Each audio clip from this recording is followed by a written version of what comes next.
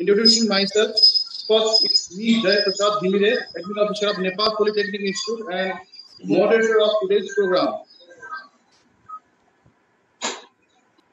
Talking about today's program, we have designed it as speaker's presentation first, followed by question and answer session, then vote of thanks from Managing Director of Nepal Polytechnic Institute Educational Network Engineer Baburam Upadhyay. Moving on time, with no delay, let's briefly explain the content of today's program and organize the detail.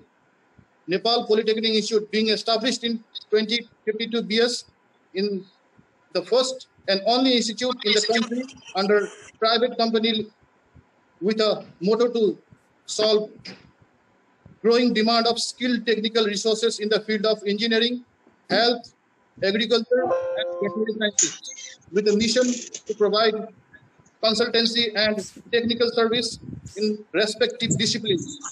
We are utilizing this lockdown period with series of webinars. All distinguished persons, our students, as well as well-wishers, it's matter of proud to welcome you all in this grand program. It's already been more than 80 days of lockdown in country. Hope everyone is fine. Our beloved students are at home and followed the safety measures to cope the COVID-19 pandemic as suggested by World Health Organization, WHO, and Government of Nepal. Meanwhile, college is facilitating you all to gain technical knowledge with experts on several relevant topics. Today we are here with technical webinar on the topic potential structural changes of agriculture after COVID-19, a burning issue for the agriculture aspirants. Today's program is intended to pave a way clear in agriculture sector after this pandemic. In Nepal, we all know the economy is dominated by agriculture and is assured to be severely affected by the pandemic.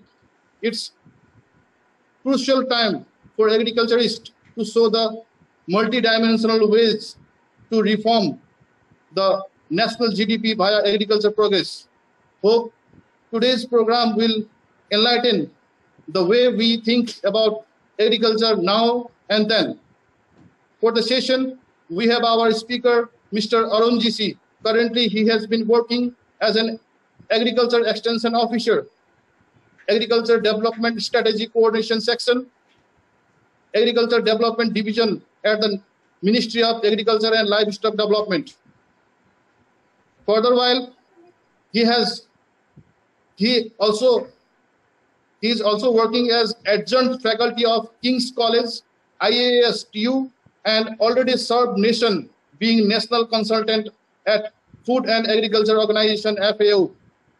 I would like to thank Dr. Deepak Lamsal, faculty member of Nepal Polytechnic Institute, connecting NPI fraternity with this event and speaker. Now I would like to request all the participants to put any relevant questions in chat box so that our technical support team will compile all the questions, and in the question answer session, it will be answered by our speaker. Hope this step will minimize the noise that might occur during presentation. Be responsible and think critical. Now I would like to request Mr. Arun GC to proceed the session with the presentation. Thank you. Okay, धन्यवाद sir. नमस्कार. मैले नेपालीमै बोले है, अलि convenient पनि हुन्छ होला सबैलाई भनेर. सबैभन्दा पहिला त नेपाल पोलिटेक्निक इन्स्टिट्युटलाई धेरै धेरै धन्यवाद. यस्तो एउटा राम्रो अपर्च्युनिटी जुराइदिनु भएकोमा, विशेष गरी एग्रिकल्चरमा केही गर्छु भनेर आउने एउटा ठुलो युवा जमातहरू हुनुहुन्छ.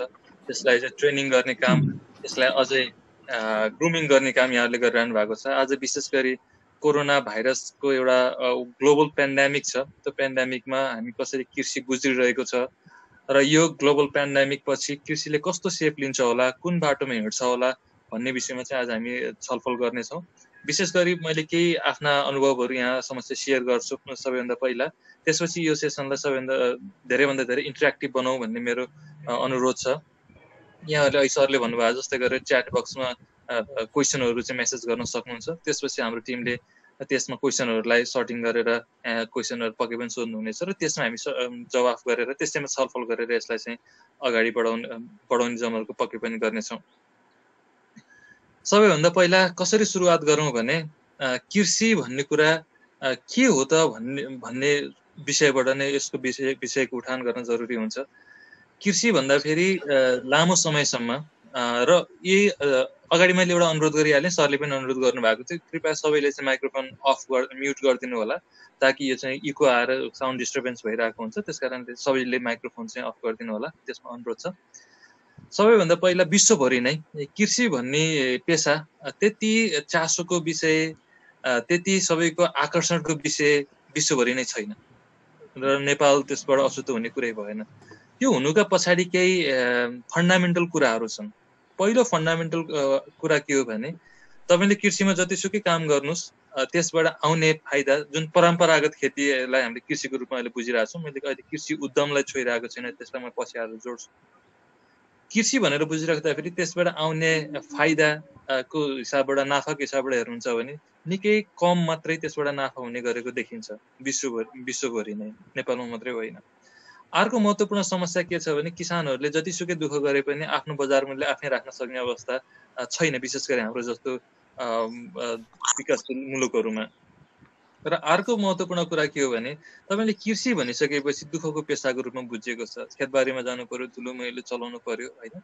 त्यसकारणले विश्वभरि नै कृषिलाई चाहिँ अलिकति मार्जिनलाइज हुँदै सीमान्त हुँदै जाने र अमेरिका जस्तो र अरू विकसित देशहरूमा टोटल जनसङ्ख्याको 5% भन्दा कम मान्छेले मात्रै कृषिमा आश्रित भएर उत्पादन गरिरहेको देखिन्छ। र पछि मानिसहरूले चाहिँ विकासको क्रममा जाँदै गर्दा यसलाई एउटा सीमान्त पेसाको रूपमा राख्ने र अरू पेसाहरू चाहिँ हाम्रो विशेष महत्त्वका पेसाहरू हुने, जस्तो डक्टर, इन्जिनियर भनेको छ हैन, एस्ट्रोनटदेखि लिएर अलि थुप्रै कुराहरू चाहिँ आइरहेका छन्। त्यतातिर चाहिँ युवा जमातहरूको विशेष आकर्षण भएको देखिन्छ विश्वव्यापी रूपमा नै। तर जब हामीले अहिले कोरोना भाइरसको एउटा यो महामारी सिर्जना गर्यौं र विश्वभरि नै यो लकडाउन बन्दबन्दीको अवस्था एउटा कोरोना भाइरससँग लड्ने एउटा महत्त्वपूर्ण साधनको रूपमा, जहाँ हामीले चाहिँ मानिस बीचको दूरीलाई बढाइदियौँ भने त्यसबाट भाइरस एकबाट अर्को ठाउँमा जाने संक्रमण कम हुन्छ भनेर विश्व स्वास्थ्य सङ्गठनले रेकमेन्डेसन सिफारिस गरे अनुसार नै विश्वभरिका देशहरूले, प्राय सबै देशहरूले चाहिँ बन्दाबन्दीलाई अवलम्बन गरे। त्यो बन्दाबन्दीलाई अवलम्बन गरिराख्दाखेरि सबैभन्दा टटकारो समस्या के आयो भने खानेकुरामा टटकारो समस्या आयो। मानिसहरूले दिनदिनै जसरी खाइरहेका थिए त्यो खाने बानीमा परिवर्तन आउन थाल्यो। अझै महत्त्वपूर्ण कुरा त त्योसँग आएका हल्लाहरूले, जस्तो मासु खानु हुँदैन, यो कोरोनाको बेलामा मासुबाट कोरोना सर्न सक्छ किनकि चाइनाबाट उत्पत्ति भएको यो मासुबाट नै आएको हो, अथवा जङ्गली जनावर भन्नुहोस्, पशुपन्छीबाट जेबाट भन्नुहोस्, त्यो मासुबाट आएको कारणले यसमा सर्ने सम्भावना हुन्छ भनेपछि यसको एउटा सशङ्कित वातावरण बन्यो। त्यसले चाहिँ खानेकुराहरूको जुन उपभोग थियो, उपभोग पनि घट्यो। र अर्को महत्त्वपूर्ण कुरा यसले के गर्यो भने कृषकहरूको खेतबारीमा जति पनि उत्पादनहरू टिप्न रेडी भएर बसेका थिए, हार्भेस्ट गर्न रेडी भएर बसेका थिए, त्यस्ता तयारी अवस्थाका हार्भेस्टका कुराहरूलाई चाहिँ यो बन्दाबन्दीको कारणले उपभोक्ता समस्या पुर्याउन सक्ने अवस्था भएन, किनकि हामीले त्यो लजिस्टिक पाटोमा उति साह्रो ध्यान दिन सकेका थिएनौँ। र अर्को महत्त्वपूर्ण पक्ष के थियो भने हामी कसैले पनि, नेपालमा मात्रै होइन कि विश्वभरि नै हामीले चाहिँ प्राय जसो देशहरूमा, कुनै देशहरूले केही कोपअप गरे, तर प्राय देशहरूमा के देखियो भने यो लेभलको, यो तहको महामारी आउँछ भन्ने कुरा कृषिको एङ्गलबाट कहिले पनि हेरिएको रहन्छ। त्यो अनुसारको तयारी, प्रिपेयर्डनेस भनेर जुन हामी भन्छौँ, त्यो अवस्थाको तयारी हामीले कहीँ पनि गरेका रहन्छौँ। फलत हामी चाहिँ एकदमै कुहिरोको काग जस्तो यता समस्या आएको छ, उता समस्या आएको छ, समस्यामा जुधेर बस्यौँ, त्यसलाई समग्रतामा हेर्न सक्ने अवस्था भएन। यो समग्र रूपले चाहिँ किसान र उपभोक्ता बीचको एउटा सम्बन्धलाई देखाएको छ। र अर्को यसमा महत्त्वपूर्ण पाटो के छ भने खाद्य सुरक्षाको पाटो यसमा आएर जोडिन्छ। अहिले किसानको कुरा गरिराख्दाखेरि उसले उत्पादन गरेर उसको व्यवसायको कुरा, उसको आम्दानीका कुराहरू गर्यो, तर खाद्य सुरक्षाको दृष्टिकोणबाट यो झनै भयावह अथवा झनै चिन्ताजनक विषय बनेको देखिन्छ। जस्तो सबैभन्दा पहिलो चरणमा अलिकति सिलसिलाबद्ध रूपमा भन्नुहुन्छ भने जब बन्दाबन्दी भयो, अहिले मैले भनेको जस्तो बन्दाबन्दी भएपछि खानेकुराहरू एक ठाउँबाट अर्को ठाउँमा लाने कुराहरूमा अवरोध सिर्जना भयो। र अर्को महत्त्वपूर्ण कुरा के भयो भने यो कहिलेसम्म जान्छ भन्ने कुरा नै हामी कसैलाई आजको दिनसम्म पनि यसको कसैले अनुमान लगाउन सकेको छैन। कुनै वैज्ञानिकले यसमा ठोस रूपमा भन्न सकेको अवस्था पनि छैन यो कहिलेसम्म चल्छ भन्ने कुरा। कहिलेसम्म बन्दाबन्दी रहन्छ भन्ने कुरा पनि हामीले जवाफ निश्चित रूपको एउटा आँकडाको जवाफ हामीले दिन सकेको छैन। जब यो लकडाउनको सुरुवाती अवस्था भयो, लकडाउनको सुरुवाती अवस्थामा अनि त्यसपछि मानिसले जोसँग पैसा थियो, थोर बहुत पैसा जति आफ्नो गच्छ अनुसार भन्छौँ त्यो गच्छ अनुसार मानिसहरूले के गर्न थाले भने खाद्यान्नको सञ्चित गर्न थाले। एकैचोटि वात्तै के भयो भने खाद्यान्नको मागहरू विशेष गरी स्टेपल क्रप्सहरू भनौँ न, फुड क्रप्सहरूको चाहिँ मागहरू बढे। तयारी खानेकुराहरू जुन प्रिजर्भ गरेर राख्न सकिन्थ्यो त्यसको माग वात्तै बढेर आयो। त्यो अर्थशास्त्रको एउटा आधारभूत सिद्धान्तले के भन्छ भने जब तपाईँको माग बढ्छ र तपाईँको चाहिँ आपूर्ति कन्स्ट्यान्ट हुन्छ अथवा कम हुन्छ, उही भए पनि कम भए पनि माग बढेको खण्डमा के हुन्छ भने तपाईँको मूल्य वृद्धि भएर जान्छ। त्यो मूल्य वृद्धि भएर केही समय हामीले प्यानिक बाइङ भनेर पनि देख्यौँ, तर यो लामो समय त चलेन।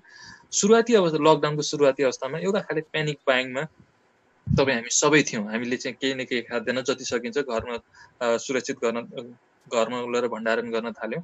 त्यसले के गर्यो भने बजारमा एउटा टेम्पोररी सर्ट टर्म एउटा सप्लाई सक सँगसँगै डिमान्ड सक पनि यसले चाहिँ क्रिएट गर्यो होइन। त्यो सप्लाई र डिमान्ड सक दुईटाले गर्दाखेरि केही समयमा प्राइस स्क्यालेसन पनि भयो। त्यो प्राइस स्क्यालेसनले गर्दाखेरि सबैभन्दा पहिलो मार कसलाई पर्यो भने जो एकदमै गरिब वर्गमा थिए, जो भर्खरै गरिबीबाट चाहिँ गरिबीको रेखाबाट माथि उठेको अवस्था थिए, जो दैनिक ज्यालादारी गरेर आफ्नो गुजारा चलाइरहेका थिए हो, त्यो वर्ग चाहिँ सबैभन्दा पहिलो अवस्थाको फ्रन्ट लाइन भिक्टिमको रूपमा चाहिँ देखियो। तर त्यो बिस्तारै लकडाउन बढ्दै जाँदाखेरि हामीले थुप्रै दिनको महिनौको लकडाउन चाहिँ भइसक्यौँ। त्यो बिस्तारै के हुन गयो भने आपूर्ति व्यवस्था केही सहज हुन थाल्यो। तर पनि बिचबिचमा चाहिँ हामीले के गर्यौँ देखिएर समाचारमा पनि पढिरहेछौँ, सुनिरहेछौँ, हेरिरहेछौँ र कतिले त आफ्नै अगाडि पनि देखिरहेछौँ। एउटा पालिकाबाट अर्को पालिकामा जाँदाखेरि विभिन्न खाले अवरोध भएका कुराहरू, त्यसलाई चाहिँ नष्ट गरिएका कुराहरू, यी यावत कुराहरूले हाम्रो एउटा के भयो भने आपूर्ति श्रृङ्खलामा विशेष गरी के गर्यो भने एउटा दबाव सिर्जना गरेर एउटा सम्बन्ध खलबल हुने अवस्था सिर्जना भयो। अब यसपछिको अर्को लेभलको खाद्य सुरक्षामा आउन सक्ने दोस्रो लहरमा के आयो भने यो लकडाउनको कारणले उत्पादन भएको कुरा त बजारसम्म पुर्याउन नसकेको एउटा यथार्थ हो भने सँगसँगै अर्को के छ भने किसानलाई चाहिने मल बिउको अवस्थाहरू पनि यथोचित मात्रामा पुर्याउन किसानसम्म पुग्न सकिरहेको अवस्था छैन। त्यो किसानसम्म मल बिउ पुग्न नसकिराख्दाखेरि नेक्स्ट सिजनको जुन हाम्रो हार्भेस्ट अब कल्टिभेसन सिजन छ, प्लान्टेसन सिजन छ, विशेष गरी धानकै अब सिजन भनौँ, मिड सिजनको बेलामा जति पनि धान तरकारीहरू पनि लगाउनुहुन्थ्यो सँगसँगै भने त्यो सिजनमा अबको प्रोडक्सनमा त्यसले चाहिँ असर गर्न सक्ने देखिन्छ।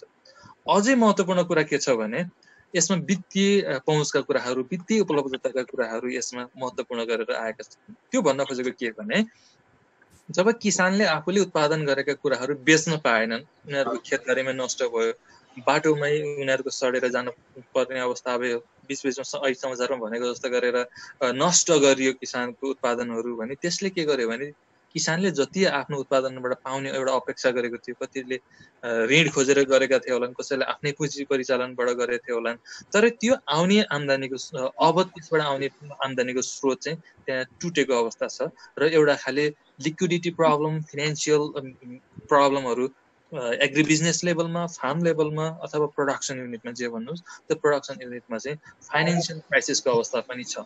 कतिपय किसानहरूले त्यही आएको उत्पादन गरेको बाली बेचेर चाहिँ उहाँहरूले नेक्स्ट सिजनको उत्पादन गर्नुपर्ने अवस्था हुन्थ्यो। त्यसले ओभरअल के गरिरहेको छ भने अब आउने उत्पादन सिजनमा पनि यसले केही असर गर्न सक्छ है भन्ने कुरा महत्त्वपूर्ण कुरा छ।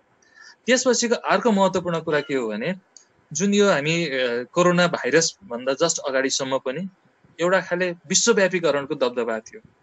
विश्वव्यापीकरण विरुद्ध कोही उभिन सक्ने अवस्था नै थिएन। कुनै पनि अर्थशास्त्रीले त्यसको विरुद्ध बोल्न सक्ने अवस्था नै थिएन। कुनै पनि देशले त्यसको विरुद्ध आउन सक्ने अवस्था नै थिएन। हामी झन्डै 99% देशहरू विश्व व्यापार सङ्गठनका सदस्य भएका छौँ। सानो 2-4वटा देशहरू मात्रै विश्व व्यापार सङ्गठनबाट बाहिर छन्। त्यो हिसाबले हामीले के गरिरहेको थियौँ त विश्वव्यापीकरणमा भने हामी कन्सन्ट्रेटेड एग्रिकल्चर अथवा कम्पिटेटिभ एग्रिकल्चरमा जानुपर्छ भनेको हाम्रो जहाँ क्षमता हुन्छ जहाँ जे फलाउन सकिन्छ कम्पिटेटिभ रूपमा हैन तुलनात्मक लाभ कहाँ छन् त्यो तुलनात्मक लाभ कहाँ छन् त्यो अवस्थामा हामीले कृषिलाई रिओरिएन्ट गरेका थियौँ जबकि हाम्रो त्यो ओरिएन्टेसन त्यो थिएन हाम्रो हिजोको ओरिएन्टेसन हेर्नुहुन्थ्यो भने हामीले मल्टिपल क्रपिङ गर्थ्यौँ मिक्स क्रपिङ गर्थ्यौँ हैन सबै कुराहरू आफूलाई पुग्ने खाले उत्पादन गर्थ्यौँ अब त्यो तरिकाले हाम्रो कृषि चल्ने अवस्था थिएन कोरोना अगाडिसम्म र हामीले पटक पटक मोनोक्रपिङलाई प्रमोसन गर्यौं जहाँ जे फलाउन सकिन्छ त्यसमा चाहिँ कन्सन्ट्रेट हुनु भनेर गर्यौं बिस्तारै अर्को अझै महत्त्वपूर्ण त के गर्यौं भने हामीसँग पैसा छ भने हामीले त विदेशबाट किनेर नै खान सकिहाल्छौं नि त्यसकारण सबै फलाउनु पर्ने जरुरी छैन भन्ने यो एकदमै दमदार रूपमा चाहिँ के भयो भने विश्वव्यापीकरणको एउटा प्रभुत्व थियो तर यत्रो ठुलो कन्सेप्ट यत्रो ठुलो विश्व ग्लोबलाइजेसनको कन्सेप्टलाई चाहिँ एउटा यति सूक्ष्म खाले जीवाणु कीटाणु भनौं हैन भाइरसले चाहिँ यसलाई च्यालेन्ज गर्यो अब त्यो भाइरसले च्यालेन्ज गरिसकेपछि के भने विश्वभरि नै यो लकडाउनको अवस्था भएपछि एउटा देशबाट अर्को देशमा खाद्यान्न आपूर्तिको श्रृङ्खलाहरू पनि विसिद्ध भएर बसेका छन् अहिलेकै कुरा गर्नुहुन्छ भने हामीले झन्डै 6 लाख मेट्रिक टन हाराहारी 6 देखि प्लस माइनस त्यतिको त धान चामल मात्रै हामीले आयात गरेको अवस्था थियो त्यही मात्रामा आलु आयात गर्छौं अझै पनि हामीले लगभग मोर देन 90% आलु प्याज विशेष गरी हामीले विदेशबाट आयात गरेर खाइरहेको अवस्था थियो हैन केही मात्रामा गोडमेलाहरू पनि आयात गरेर खाइरहेका छौं हालाकि पछिल्लो समयमा हाम्रो गोडमेलाको आन्तरिक उत्पादन धेरै नै प्रगति भएर बढेको अवस्था थियो त्यसकारणले अब खाद्य सुरक्षामा भित्रको मात्रै अवस्था होइन कि रिजनल मात्रै होइन कि ग्लोबल अवस्थामा नै खाद्य यो फुड स्टकहरूको चाहिँ अवस्थाहरू देखिएको छ त्यसकारणले यी सबै समस्याहरूलाई हेरिराख्दाखेरि हामी अर्कोतर्फ के भनिरहेका छौँ भने एउटा जोड्नु पर्ने कुरा 2030 सम्म हामीले सन् 2030 सम्म यो जुन सस्टेनेबल डेभलपमेन्ट गोल भनेर भन्छौँ दिगो विकास लक्ष्य sustainable development goal SDG 2030 achieve गर्ने भनेर भनिरहेको छौँ त्यसको एउटा महत्त्वपूर्ण पार्ट हो गोल नम्बर 2 भनेको जेरो हङ्गर हो अब यी सबै कुराहरू भइराख्दाखेरि सँगसँगै अर्को के कुरा एकदम जबरजस्त रूपमा आइरहेको छ यही दौरानमा भने रोग किराका कुराहरू जस्तो केही समय अगाडि र अहिले पनि चालु रहिरहेको छ अमेरिकी फौजी किराको प्रभाव बिस्तारै भारतबाट छिर्दै आएर हाम्रोमा आजै भर्खर पनि एउटा पत्रिकामा लेख्दै थियो लगभग 42 वटा जिल्लाहरूमा त्यसको असरहरू देखिन थाल्यो भनेको त्यसले गएको मकैको बालीमा निकै असर गरेको देखिन्छ अब चिन्ताजनक अवस्था त के हो भने जुन धानको सिजन छ यदि यो अमेरिकी फौजी किरा नियन्त्रण हुन सकेन भने अबको धानको सिजन झन महत्त्वपूर्ण क्रुसियल सिजन हो किनकि फौजी किराले 85 प्रजाति भन्दा बढीका के भन्छ बिरुवाहरू 85 भन्दा मोर प्लान्ट स्पेसिसहरू यसले खान्छ त्यसमा बसेर यो हुर्किन सक्छ भन्छ यो त पोलिफ्यागस भेरी डेन्जरस पेस्ट हो हैन त्यसकारणले यसको नियन्त्रण गर्न सकिएन भने अर्को समस्या आउँछ र सँगसँगै हाम्रो ढोकामै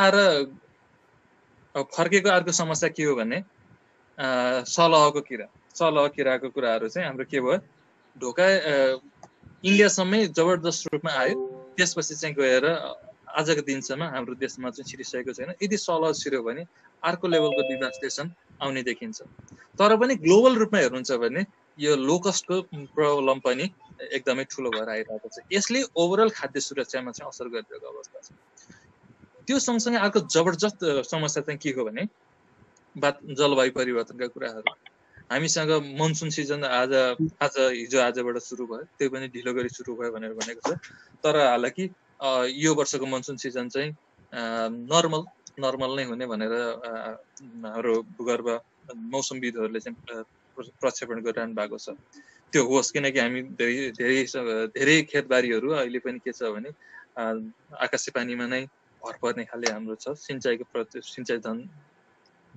रफली 25 to 45% को बीचमा चाहिँ हाम्रो सिंचाइ रहेको अवस्था छ त्यसकारणले ओभरअल प्रोडक्सन र प्रोडक्टिभिटीको कुराहरू पनि एउटा चिन्ताजनक अवस्था छ र सँगसँगै आएर जोडिएको अब यो कोरोना पछिको अर्को समस्या के हो भने हाम्रा धेरै दाजुभाइ दिदीबहिनीहरू वैदेशिक रोजगारमा हुनुहुन्छ अब वैदेशिक रोजगार एउटा लगभग आर्थिक मन्दी नै त नहोला विश्वव्यापी रूपमा, तर पनि त्यो आर्थिक मन्दीका रूपमा त्यो उन्मुख गरेर चाहिँ केही समस्याहरू विभिन्न देशका अर्थतन्त्रहरूमा पर्न सक्छ भनेर अर्थशास्त्रीहरूले भनिसकेको अवस्थामा धेरै मानिसहरूले रोजगारी गुमाउने अवस्था पनि छ।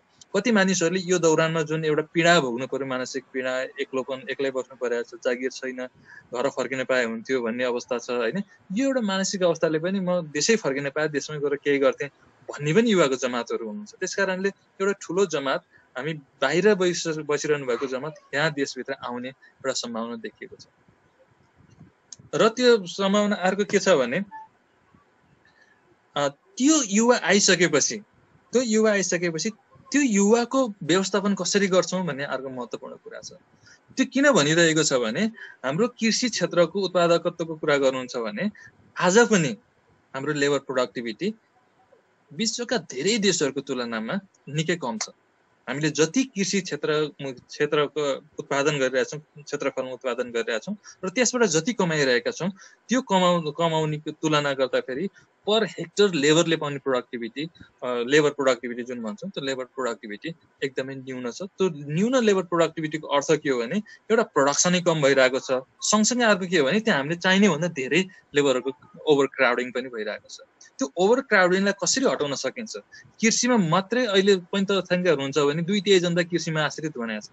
त्यो के हो त्यो भन्न खोजेको? 2/3 जनता चाहिँ कृषिमा आश्रित भएर उनीहरूले यथोचित मात्रामा उत्पादन गरिरहेका छन् त? अवश्य पनि छैन। भनेपछि हामीले एउटा ठुलो चङ्क त कृषिबाट बाहिर इन्डस्ट्रीको सेक्टरमा, सर्भिसको सेक्टरमा ल्याउनु पर्ने अवस्था थियो। तर दुर्भाग्य के भयो भने कोरोना पछि अझै झन् कृषिमा चाहिँ रोजगारीहरू थप सिर्जना पर्ने अवस्था आएको छ। त्यस कारणले यो परम्परागत खेतीमै रहेर कृषिको अब अगाडि बढ्न सक्दैन भन्ने कुराहरू चाहिँ यसबाट एउटा खाले माहौल बनेको छ। त्यस कारणले अब हाम्रो आजको सफल के हो भने यी सबै कुराहरूलाई ध्यानमा राखेर अबको कृषिको पोटेन्सियल पाथवे के हुन सक्छ त? अबको कृषि कसरी जान सक्छ त? जुन यहाँहरू धेरै साथीभाइहरू त अझै पढि नै रहनु भएको छ, कृषि पढिरहनु भएको छ भने अब यहाँहरूले कृषि सेक्टरमा आएर गर्ने के हो त? कसरी जान सकिन्छ त? कृषि अब कसरी चेन्ज हुन्छ त भन्ने कुरा मुख्य कुराहरू छ।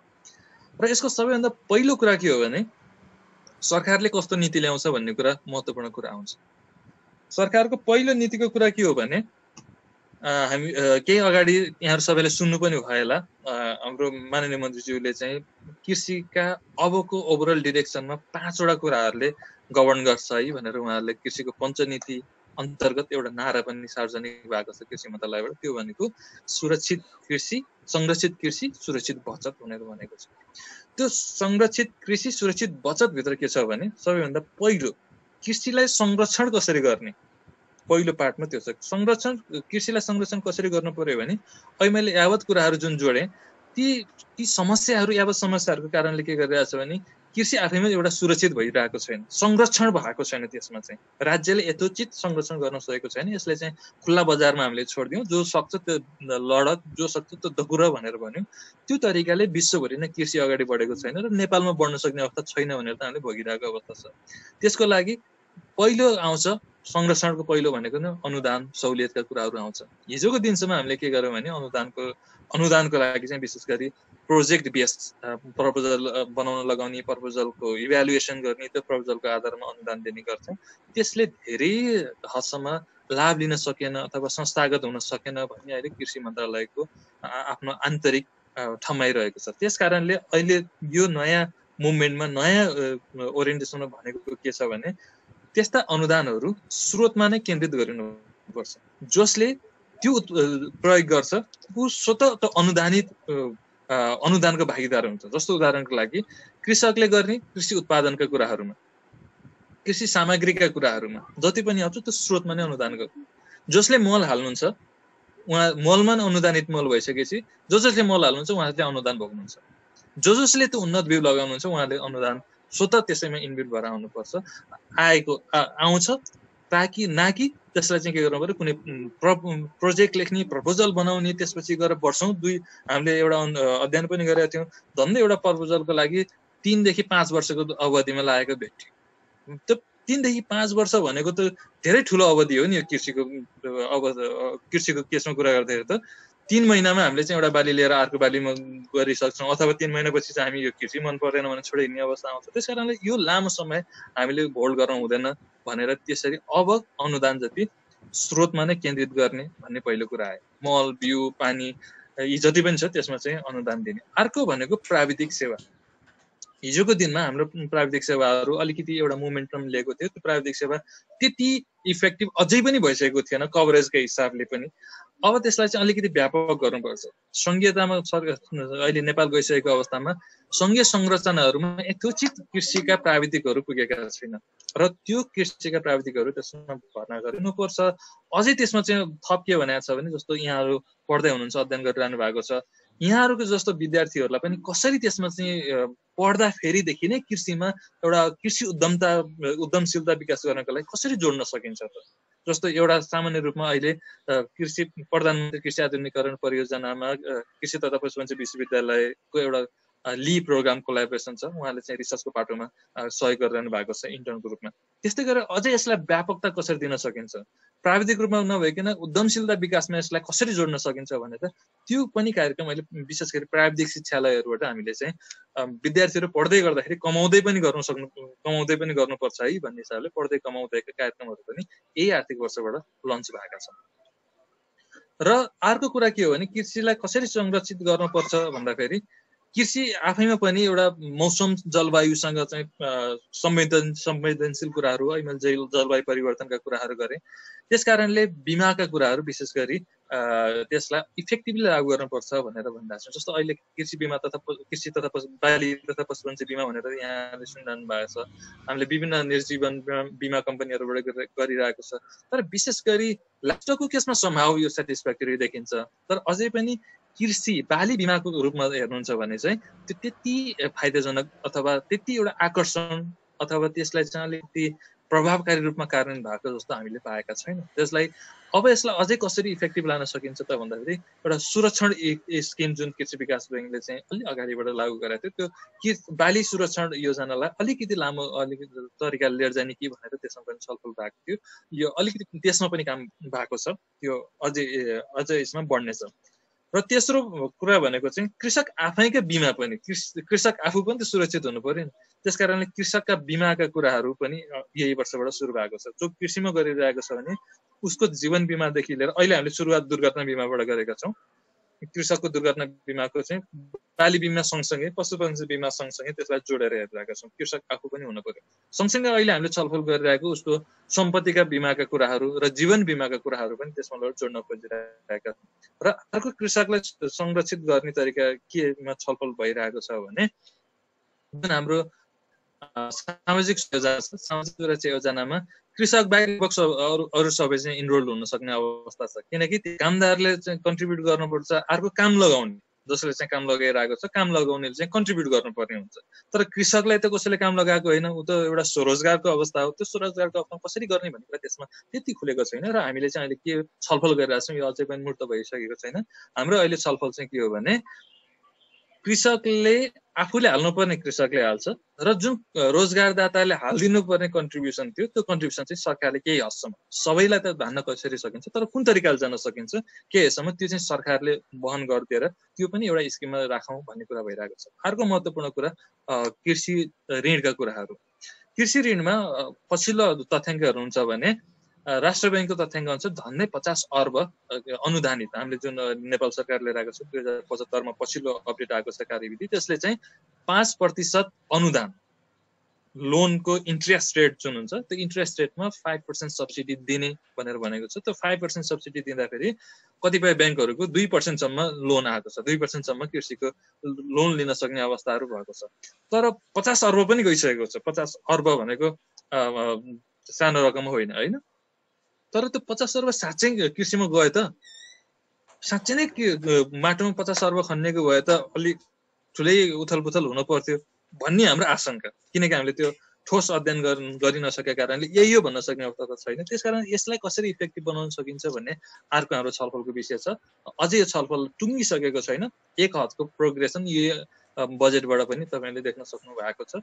अब यसमा के छ भने पहिला प्रत्येक ब्याङ्कले कम्तीमा 10% लगानी कृषिमा गर्नुपर्छ भनेर भनेको थियो भने अब अहिले के आयो भने प्रत्येक शाखा ब्याङ्क होइन कि प्रत्येक शाखाले 10% गर्नुपर्छ भने चाहिँ अहिले त तपाईँको पालिकामा शाखाहरू विस्तार भइसकेको छ। त्यसले चाहिँ के गर्ने भने एउटा पहुँच बढाउने भयो। अझै पनि के भने त्यो 50 अर्बको जस्तै एम्प्लिफिकेसन नहोस् भनेर अहिले हामीले इन्टरनली छलफल गरिरहेको थियो भने त्यहाँ कृषि मन्त्रालयको रोल हुनु पर्यो। आजको व्यवस्थामा कृषि मन्त्रालयको कुनै रोल छैन। कसले लोन लिएर जानुभयो, उहाँले के गर्दै हुनुहुन्छ, कृषि मन्त्रालयसँग कुनै आधिकारिक जानकारी हुँदैन, किनकि त्यहाँ कुनै सम्बन्ध नै छैन कृषि मन्त्रालयसँग होइन। त्यसकारण अहिले हामीले भनेको के भने कम्तीमा नि ब्याङ्कहरूले त्यो लोन दिइसकेपछि कोलाई लोन दियौँ र त्यो चाहिँ कसरी उपयोग भइरहेछ भन्ने कुरा कृषि मन्त्रालय जानकार हुनु पर्यो र उसले अनुगमन गर्न पाउनु पर्यो र उसले सिफारिस गर्न पाउनु पर्यो। यदि उसले कृषिमा लगानी गरेको छैन भने त्यो कृषिमा लगानी नगरेका कुराहरू प्रमाणित भएमा त्यसलाई नर्मल लोनमा कन्भर्ट गरेर बाँकी जति लोन चाहिँ अनुदानमा गइसकेको छ त्यसलाई चाहिँ सरकारी ब्याङ्क इसारा असुल रूपमा गर्नुपर्छ भने चाहिँ नचाहिने मान्छेहरूले यो यसको अलिकति सदुपयोगतामा अझै बढ्छ कि भन्ने चाहिँ हाम्रो इन्टरनल एसेसमेन्ट छ। त्यो हिसाबले समग्र रूपमा एउटा कृषिलाई सुरक्षित गर्न खोजेको छ। र अर्को महत्त्वपूर्ण कुरा के हो भने पहिलो चरणमा मुख्य बालीहरूमा समर्थन मूल्य न्यूनतम समर्थन मूल्य तोक्ने। त्यो न्यूनतम समर्थन मूल्य कसरी तोकिन्छ भने उत्पादन लागत कति हो, त्यो उत्पादन लागतमा 20 देखि 25% नाफा बचत किसानको इन्स्योर गरेर न्यूनतम समर्थन मूल्य तोकिन्छ। त्यो न्यूनतम समर्थन मूल्यमा अथवा न्यूनतम समर्थन मूल्य भन्दा माथि कृषकहरूले बजारमा बेच्न सक्नुहुन्छ। तर न्यूनतम समर्थन मूल्यमा उहाँहरूले बजारमा बेच्न सक्नु भएन कृषकहरूले भने ती न्यूनतम समर्थन मूल्यमा चाहिँ सरकारले खरिद गर्दैन भनेर चाहिँ त्यो खरिद गरिदिने ग्यारेन्टीसम्मको अहिले यो पञ्चरत्नको नीति भनेर जुन भन्छौँ त्यो नीति अनुसार आएको छ। त्यसले मोटामोटी रूपमा आधारभूत रूपमा जो कृषिलाई नै आधार बनाएर हिँड्नु भएको छ भने उहाँहरूको एउटा खाले समस्याको समाधान हुन्छ भन्ने ठम्माइ छ। यो चाहिँ अहिले सरकारले लिएर आएका नीतिका कुराहरू भए। दोस्रो, अब ओभरअल कृषि कसरी जान्छ त, यो चाहिँ सरकारका कुरा भयो भने ओभरअल विश्व नै कृषि एउटा यदि सरकारले हटाएर हेरिदिनुहुन्छ भने कृषि अगाडि कसरी जान्छ होला त भन्दाखेरि सबैभन्दा पहिलो अब के हुन्छ भने मार्केट बेस्ड एग्रिकल्चर अलिकति ज्यादा जान्छ होला, अथवा त्यसमा फर्दर अलिकति प्राविधिक रूपमा कसरी सक्षम हुने जस्तो पोस्ट हार्भेस्टका कुराहरू विशेष गरी सामान्य प्याकेजिङकादेखि कुराहरूदेखि लिएर त्यसको प्रोसेसिङसम्मको कुराहरूमा अब केही फड्को मार्ने देखिन्छ पहिलो नम्बरमा। र यसमा मैले तपाईँहरूलाई भन्नै पर्ने कुरा के छ भने नेपालको कृषि विकासमा हेर्नुहुन्छ भने भन्दाखेरि हामीले बजारीकरण भनेर भनिरहेका छौँ, विभिन्न कार्यक्रमहरू गरिरहेका छौँ बजारीकरण भनेर। यथार्थमा त्यही कार्यक्रमहरू हुन्छ नि बजारीकरण चाहिँ भएको छैन। अझ इङ्ग्लिसमा तपाईँहरूलाई बुझ्न सजिलो हुन्छ, मार्केटिङ भर्सेस सेलिङ भनेर मैले भन्ने गर्छु कि हामीले भन्दाखेरि चाहिँ लेख्दाखेरि के भनेको छौँ मार्केटिङ मार्केटिङ मार्केटिङ भनेको छौँ, तर कार्यक्रमभित्र हेर्नुहुन्छ भने सबै सेलिङ सेलिङ सेलिङ सेलिङ भएको छ। मार्केटिङ र सेलिङको फन्डामेन्टल डिफरेन्स छ। तपाईँले मार्केटिङ गर्दाखेरि तपाईँसँग केही पनि हुँदैन हातमा, तपाईँले मार्केट रिसर्चबाट मार्केटिङको सुरुवात गर्नुहुन्छ र बजारमा के कुराको डिमान्ड छ, कस्तो खाले प्रडक्ट बजारले खोजेको छ त्यो अनुसार तपाईँले उत्पादन गरेर त्यसलाई बेच्नुहुन्छ। त्यो भनेको मार्केटिङको कन्सेप्ट हो। स्टार्ट पोइन्टमा तपाईँसँग कुनै पनि उत्पादन हुँदैन। तर just contrary to that agriculture selling अथवा कुनै पनि कुराको सेलिङ एप्रोचमा जानुभयो भने के हुन्छ, तपाईँसँग केही उत्पादन हुन्छ त्यो उत्पादनलाई बेच्न खोज्नुहुन्छ। त्यो बेच्दाखेरि कुन अफर राख्नु होला के राख्नु होला त्यो भनेको सेलिङ कन्सेप्ट हो। र तपाईँले पढ्नु पनि भएको छ पक्कै पनि, वान भिलेज वान प्रोडक्ट, एक गाउँ एक उत्पादन भनेर हामीले केही अगाडिबाट लागू गर्यौँ। त्यसको कोर कन्सेप्ट भनेको मार्केटिङ कन्सेप्ट थियो जुन जापानबाट सुरुवात भएको थियो। त्यो भनेको नै के हो भने मार्केटिङ कन्सेप्टबाट सुरु भएको त्यो एप्रोचलाई हामीले सेलिङ कन्सेप्टमा ल्याएर इम्प्लिमेन्ट गर्थ्यौँ।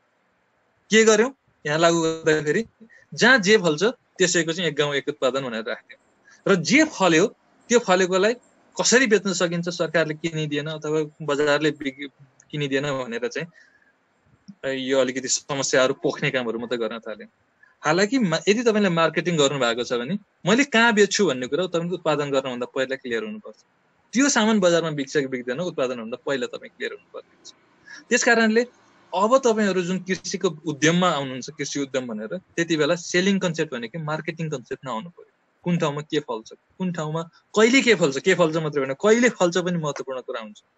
कुन बेला तपाईले चाहिँ बढी उत्पादन पाउन सक्नुहुन्छ, कस्तो खाले प्याकेजमा चाहिँ फल्छ। जस्तो उदाहरणको लागि तपाईले बन्दा मात्रै फलाएर हुने हो कि बन्दा फलाइसकेपछि एउटा साइजको बन्दा फलाउनु पर्ने रहेछ, त्यसलाई राम्रो पानीले धुनु पर्ने रहेछ, त्यसलाई चाहिँ ठ्याक्कै काटेर चाहिँ रेडी टु इटमा राख्नु पर्ने रहेछ। गाजर फलाउनु भयो भने मान्छेले तुरुन्तै खान सक्ने अवस्थामा पुर्याउन सक्ने हो कि होइन, यी यावत कुराहरू जुन पोस्ट हार्भेस्टका कुराहरू र खाद्य स्वच्छताका कुराहरू, विशेष गरी फुड सेफ्टीका कुराहरू अबका प्राइम कन्सर्नहरू हो। जस्तो यो कोरोनाको म अलिकति पनि जोडेँ, के छ भने खानेकुरा खाएको कारणले कोरोना सर्छ कि सर्दैन भनेर मान्छेमा अझै पनि सशङ्कित छ।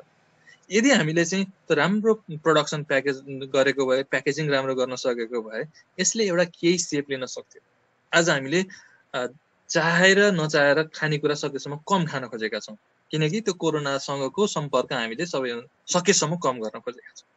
त्यसकारणले अब यो फुड सेफ्टीको पाटोलाई पनि कसरी हेर्न सकिन्छ, यो एउटा महत्त्वपूर्ण रूपमा अबको टर्निङ पोइन्ट पोटेन्सियल चेन्जको रूपमा यसलाई आउँछ। र त्यसपछिको अर्को महत्त्वपूर्ण पाटो भनेको चाहिँ डिस्ट्रिब्युसन च्यानलमा एउटा अलिकति छलाङ मार्ने तरिकाले चाहिँ यसमा काम गर्नुपर्ने देखिन्छ। जस्तो अहिले लकडाउनको बेलामा हेर्नुभयो भने विभिन्न साथीभाइहरूले, विभिन्न कम्पनीहरूले, विभिन्न फर्महरूले अनलाइन डेलिभरीको कुराहरू गरे। उहाँहरूले जबकि पहिला पनि गरिरहनु भएको थियो, तर त्यति उहाँहरूले एउटा स्ट्रगल नै गरिरहनु परेको थियो, त्यति राम्रोसँग गइरहेको थिएन। तर यो लकडाउनको सिजन आइसकेपछि चाहिँ के भयो भने उहाँहरूको व्यवसाय, मलाई एकजना साथीले भन्दै हुनुहुन्थ्यो, यो अनलाइन डेलिभरी गर्ने साथीले, उहाँहरूको लकडाउनको पहिलो पिरियडमा 500% ग्रोथ रेट, 500% ग्रोथ रेट थियो। भनेपछि अब त्यो पनि एउटा अनलाइन मार्केटिङ, इभन अनलाइन ट्रान्जेक्सनका कुराहरू अब त्यसको चाहिँ एउटा महत्त्वपूर्ण पाटोको रूपमा आएको हुन्छ, आउन सक्ने देखिन्छ। त्यस कारणले अब ओभरअल रूपमा हेर्नुहुन्छ भने यो चाहिँ अलिकति व्यावसायिक तरिकाबाट हेर्दाखेरि त्यो देखिन्छ। र अर्को पनि यसको अर्को पाटो पनि छ, जुन सीमान्त किसानहरू हुनुहुन्छ। अब सीमान्त किसानहरूले चाहिँ झन् धेरै हाम्रो जुन हिजोका उत्पादन पद्धति थिएन, कृषि उत्पादनका पद्धतिहरू, आफूलाई चाहिने सबै कुराहरू उत्पादन गर्नेतिरबाट पनि सोच्न सक्ने देखिन्छ। त्यसकारणले यो ओभरअल मार्केटको स्ट्रक्चरमा एउटा खाले रिफर्मेसन, एउटा खाले रिडिस्ट्रिब्युसन भनौँ, रिइक्विलिब्रियमको कुराहरू चाहिँ अब देखिन्छ। र नेसनल लेभलबाटै कुरा हेर्नुहुन्छ भने अब हामीले एकदमै चेत्न पर्ने अवस्था, सोच्न पर्ने अवस्था के आयो भने कम्तीमा नि आधारभूत खाद्यान्न देशभित्रै उत्पादन गर्न पर्दो रहेछ भन्ने कुरा यो हामी सबैले एकदमै प्रष्ट गरी बुझेका छौँ। चन्द्रमामा हामी रकेट लन्च गरे पनि खाना चाहिँ खानु पर्दो रहेछ, खानेकुरा महत्त्वपूर्ण रहेछ भन्ने कुरा एकदमै प्रष्टसँग अहिले बुझेका छौँ। मैले एउटा लेख मार्फत सार्वजनिक पनि गरेको थिएँ, तपाईँहरूलाई अहिले पनि त्यो सेयर गर्न चाहन्छु यदि पढ्नु भएको छैन त्यो भने। म केही समय अगाडि, लगभग 4-5 वर्ष अगाडि जापानमा जाँदाखेरि त्यहाँका जापानिजहरूले भनेको कुरा आज पनि म एकदम सम्झन्छु र यो कोरोना पछि झन् एकदमै त्यसलाई सार्थक रूपमा बुझ्न सजिलो भएको छ। उनीहरूले के भन्थ्यो भने हामीसँग पैसा छ, हामीसँग प्रशस्तै पैसा छ, केही अगाडिसम्म उनीहरूको विश्वको दोस्रो इकोनोमी थियो, अहिले तल झरेका छन्। उनीहरूले विश्वभरि जहाँसुकै जे फले पनि त्यो किनेर खान सक्ने अवस्था छ, त्यति पैसा छ उनीहरूसँग, खानको लागि समस्या छैन। तर उनीहरूले के भन्थ्यो भने यदि जसले बेचिरहेको छ, उदाहरणको लागि चीन र जापान एउटा त्यति राम्रो सम्बन्ध छैन, तर धेरै खानेकुराहरू चीनबाट जापान गइरहेको छ। चीनले चाहिँ मैले यो खाना मलाई नै नपुग्ने भयो, म बेच्दिनँ भनेर भनिदियो भने जोसँग उत्पादन छ उसले म बेच्दिनँ त भन्न पाए नि, मैले बेच्दिनँ भने हामीले चाहिँ के खाने हो, पैसा खाएर त भएन भनेर उसले त्यति बेला चिन्ता गर्थे। र त्यो अहिले हामीले अहिले प्रष्टसँग भइरहेका छौँ। तपाईँको खोल्तीमा जतिसुकै पैसा होस्, खाने खाद्यान्न छैन भने त के गर्नु, पैसा खाएर त भएन। त्यस कारणले नेसनल लेभलमा पनि एउटा के हुन पर्यो भने जुन अहिलेको बजेटमा पनि देख्न सक्नुहुन्छ, हामीले अहिले लगभग 3,00,000 मेट्रिक टनको खाद्य घरहरू निर्माण गर्ने भनेर भनेका छौँ, एउटा फुडको बफर स्टक मेन्टेन गर्ने भनेर भनेका छौँ। जुन कुरा हाम्रो जुन मिनिमम सपोर्ट प्राइसको कुराहरू अहिले मैले गरेँ ती मार्फत पनि यो फुलफिल हुनेछन्। त्यस कारणले ओभरअल्ली कृषि चेन्ज हुँदैछ। कसरी चेन्ज हुँदैछ भने अब यो एक लेभलमा नेसनल लेभलमा हेर्नुहुन्छ भने आधारभूत खाद्यान्नमा हामी कसरी आत्मनिर्भर हुने, दोस्रो रूपमा जुन सेलिङ कन्सेप्टबाट होइन मार्केटिङ कन्सेप्टबाट हामीले चाहिँ कृषिको विकासमा जानु पर्दो रहेछ भन्ने, तेस्रो कुरा कृषि भनेको उत्पादन मात्रै होइन, उत्पादन पछिको उपभोगसम्म जति पनि भ्यालु चेनको एक्टरहरू हुन्छ त्यो भ्यालु चेनको एक्टरहरूमा चाहिँ कसरी त्यसलाई इनोभेसन गर्न सकिन्छ। एग्रिकल्चर इनोभेसनको एउटा ठुलो अभाव अथवा अहिले अभाव फर्केको छ भने अब त्यसको जरुरी देखिएको छ। र अहिलेको हेर्नुहुन्छ भने हाम्रो राष्ट्रिय योजना आयोगले सूचना पनि जारी गरेको छ, इनोभेटिभ फन्डको लागि चाहिँ फन्डिङ गर्छौँ हामी भनेर चाहिँ, इन्क्लुडिङ एग्रिकल्चरको कुराहरू त्यहाँ छ। तपाईँले कुनै खाले नयाँ इनोभेसन इनोभेटिभ आइडियाहरू छ त्यसलाई लन्च गर्न चाहनु भएको छ, तपाईँसँग फाइनेन्सियल अवस्था अलिकति राम्रो छैन अथवा फाइनेन्सियल सपोर्ट खोजिरहनु भएको छ भने तपाईँले त्यहाँ एप्लाई गर्न सक्नुहुन्छ र इनोभेटिभ आइडियाहरू पनि जेनेरेट गर्न सक्नुहुन्छ। भन्छ ओभरअल रूपमा कृषि यसरी जाँदैछ भनेर गरेँ। र तपाईँहरूले अहिले एज अ विद्यार्थी पनि हुनुहुन्छ, विद्यार्थी भइराख्दाखेरि सबैभन्दा पहिलो चिन्ता के हुन्छ भने मैले सकेपछि जागिर कहाँ खाने, त्यो समस्या पनि आउँछ। कृषिको विद्यार्थीको हिसाबले त्यसको बारेमा पनि चर्चा गर्न जरुरी हुन्छ जस्तो लाग्छ। र हिजोको दिनमा जसरी एउटा कृषि शिक्षालाई नजानिदो तरिकाले कसरी बुझिन्थ्यो भने अमेरिका जाने अथवा अस्ट्रेलिया जाने अथवा विदेश जाने एउटा इन्ट्री पोइन्टको रूपमा बुझिन्थ्यो। धेरै साथीहरू हाम्रा जेनेरेसन, हामीभन्दा अगाडिका जेनेरेसनका धेरै साथीहरू आज पनि विदेशमै हुनुहुन्छ। एउटा खाले कृषि पढेपछि अमेरिका जान सजिलो हुन्छ, अस्ट्रेलिया जान सजिलो हुन्छ, युरोप जान सजिलो हुन्छ, कोरिया जान सजिलो हुन्छ, यो खाले माहौल थियो एउटा। दोस्रो माहौल के थियो? सरकारी जागिर खान पनि सजिलो हुन्छ, एनजिओ पनि सजिलो हुन्छ, जतासुकै कृषिका मागेका छन्, जतासुकै भेटनरीका मागेका छन् होइन, यो हिसाबले चाहिँ जागिर चाहिँ एकदमै सजिलो छ। अब त्यो चाहिँ अलिकति चेन्ज हुने अवस्थामा आइपुगेको छ। अहिले पनि भन्नुहुन्छ भने स्थानीय तहमा हामीले एकवटा प्राविधिक कुनैसँग 2-2वटा प्राविधिक यो भनेको अफिसर लेभलसम्मको र त्यसपछि गएर टेक्निसियन लेभलसम्मको चाहिँ हामीले केही दरबन्दीहरू सिर्जना गरेका छौँ। तर अहिले समस्या के भइरहेको छ भने त्यो स्थानीयमा जागिर खाएको मानिसले माथि आउन सक्ने अवस्था, प्रदेशमा आउन सक्ने अवस्था, सङ्घमा आउन सक्ने अवस्थामा एउटा खाले दुविधाहरू भएको छ। कानुनी स्पष्टता अहिले पनि छैन। त्यसको कारणले एकदमै सङ्कुचित भएर बस्ने पर्ने अवस्था आएको छ सरकारी जागिरको अवस्थामा पनि। भनेपछि त्यो सरकारी जागिरको पनि एउटा खाले चाम अब बिस्तारै घट्दो अवस्थामा छ। र अर्को एउटा बाध्यात्मक अवस्था के छ भने तपाईँको एनजिओहरूको यो अबको दौरानमा केही नभए पनि 1-2 वर्षको लागि चाहिँ बजेटहरू खुम्चिने गर्ने देखिन्छ। किनकि हामीले त कुनै विकसित देशबाट पैसा लिएर आएर अविकसित देशहरू विकासशील देशहरूमा चाहिँ त्यसलाई विकासको नाममा एनजिओ मार्फत विनिमयबाट परिचालन गर्ने अवस्था देखिन्थ्यो। तर सबै देशमा यसको चाहिँ कोरोनाको प्रभाव परेको छ, सबैको अर्थतन्त्रको डामाडोल भएको छ, सबैको अर्थतन्त्रको चाहिँ वृद्धि दर खुम्चिने भने अर्थतन्त्र नै खुम्चिने भनेर चाहिँ प्रशिक्षणहरू आइरहेको छ भने अब ठुलो मात्रामा यो पनि त्यति आउने अवस्था देखिँदैन। यो भनिराख्दाखेरि हामीले लामो समय के गर्यौं भने जागिरे मानसिकता कल्टिभेट गर्यौं। हामीलाई पढाउँदाखेरि पनि तपाईहरु पढिराख्दाखेरि पनि के भयो नि जागिर कहाँ खाने भन्ने मानसिकताहरू भयो। हामीलाई ठ्याक्कै उद्यमशीलताका कुराहरू त्यति पढाइएन, त्यो वातावरण पनि भएन कि विदेश जाने कुरा गर्यौं कि जागिर खाने कुराहरू गर्यौं। कृषि पढेर कृषिकै व्यवसाय गर्छु, कृषिकै उद्यम गर्छु भन्ने कुराहरू हामी कसैले पनि त्यो लाइनमा सोच्दा पनि सोचेनौं हैन। त्यसकारणले अबको के छ भने एउटा ठुलो चुनौती, बाध्यता भन्नुस्, अवसर भन्नुस्, अब के भएको छ भने कृषि उद्यम कसरी गर्न सकिन्छ भन्ने उद्यमशीलताको पनि अब अवसर र चुनौती एकैसाथ हाम्रो अगाडि आएको छ। र त्यो सँगसँगै एउटा ठुला ठुला कम्पनीहरू पनि हामीले यसमा खोल्न सक्ने अब चाहिँ हामीले देखेका छौँ। जस्तो मार्केटिङको लागि नै ठुला ठुला कम्पनीहरू खोल्न सक्छौँ हैन। त्यसमा चाहिँ तपाईहरु उद्यमशीलता पनि विकास गर्न सक्नुहुन्छ, सँगसँगै त्यसमा केही खाले एउटा जागिर पनि हामीले इम्प्लोयमेन्ट पनि सिर्जना गर्न सक्छौँ। र सँगसँगै जागिरकै हिसाबले पनि अब यदि साँच्चै नै त्यो स्थानीयमा राम्रोसँग खोलिदिएछ भने अब यो त कोरोनाको कारणले अर्थतन्त्रमा हामीले पनि एकदमै असहज परिस्थितिहरू आइरहेको छ। त्यसकारणले अब दायित्व सिर्जना, दीर्घकालीन दायित्व सिर्जना भने दरबन्दीहरू अब पदपूर्ति नगर्ने भनेर सरकारले डिसिजन पनि गरिसकेको छ। केही नभए पनि हामीले कृषिको हाल रहेको दरबन्दी पुरा गर्यौं भने पनि लगभग हामीलाई 6000 प्लस, त्यो स्थानीय मात्रै 6000 को चाहिँ दरबन्दीहरू हामीले रिक्त अवस्थामा रहेको छ। त्यसकारणले एक लटको जागिरको लागि अझै तपाईहरुलाई समस्या चाहिँ हुँदैन जस्तो लाग्छ। तर त्यो जागिरमा तपाईहरु कतिको सन्तुष्ट भएर बस्न सक्नुहुन्छ भन्ने चाहिँ अर्को महत्त्वपूर्ण कुरा छ। त्यसकारणले अब हामीले सोच्ने कुराहरू चाहिँ उद्यमशीलता कसरी विकास गर्न सकिन्छ, कसरी सोच्न सकिन्छ। युनिभर्सिटीले कलेजले पनि पढाउँदाखेरि उद्यमशीलतालाई कसरी चाहिँ ग्रुम अप गर्ने, त्यही भित्र नै उद्यमशीलता कसरी जेनेरेट गर्ने, बिजनेस इन्क्युबेसन भनेर भन्छौँ, एग्री बिजनेस इन्क्युबेसन हामीले चाहिँ त्यो कलेज भित्र नै कसरी गर्न सकिन्छ भन्ने कुराहरू चाहिँ अर्को चुनौतीको रूपमा रहेको छ। यस हिसाबले समग्र रूपमा हाम्रो उत्पादन प्रणाली परिवर्तन हुँदैछ, खाद्य सुरक्षामा केही कुराहरू आउँदैछन्, क्लाइमेट चेन्जको कारणले चाहिँ हामीलाई चाहिँ विभिन्न तरिकाको एडाप्टेसनका मेजरहरू ल्याउन पर्ने अवस्थाहरू देखिरहेका छन्। As a agriculture as a profession change हुने अवस्था छ।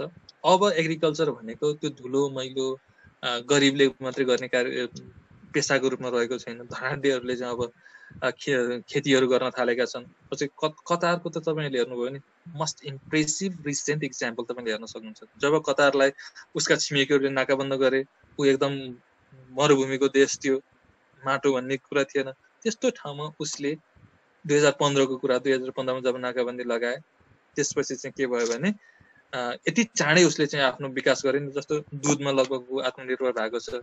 उसले प्लेनबाट गाई वसारेर एसी भएको गोठ बनाएर दुध दुहेर उसले आफ्नो जनताहरूलाई दुध खुवाएको छ। अहिले गाईको दुधमा आत्मनिर्भर छ।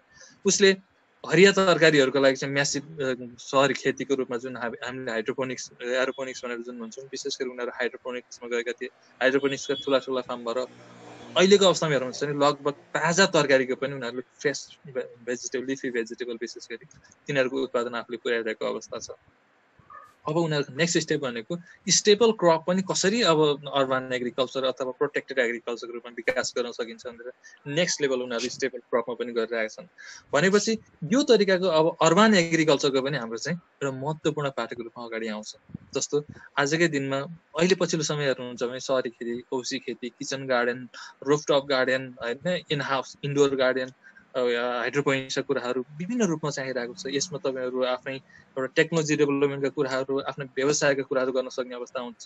अर्को भनेको सहरी खेतीको कुरा गरिराख्दाखेरि मोस्ट इम्पोर्टेन्ट कुरा, सहरमा प्रत्येक नगरपालिकामा भन्नुहोस्, महानगरपालिका उपमहानगरपालिका जे भन्नुहोस्, एउटा अर्बन सेन्टरहरूमा जुन डिग्रेडेबल वेस्टहरू हुन्छ, कुइने फोहोरहरू हुन्छ, त्यो कुइने फोहोरहरूको व्यवस्थापन कसरी गर्ने भनेर चाहिँ नगरपालिकालाई एउटा हेडेक टाउको दुखेको विषय बनेको छ।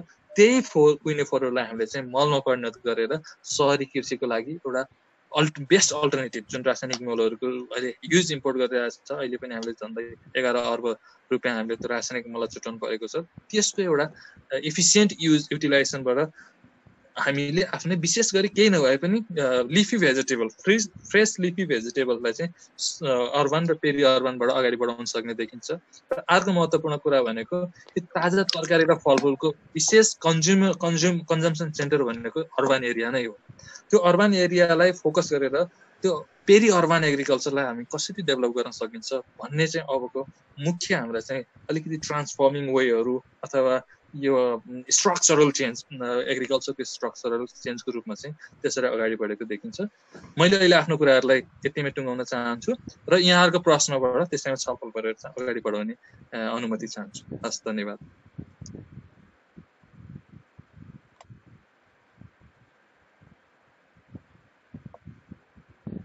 यहाँहरूले कृपया त्यो प्रश्न टिपाउनु होला। हाम्रो साथीहरूले त्यहाँ प्रश्नहरू लिनुहुन्छ, त्यसपछि हामी एक एक गर्दै त्यसपछि डिस्कसन गरौँला है।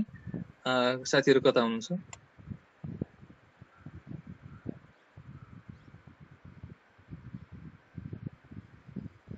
धन्यवाद.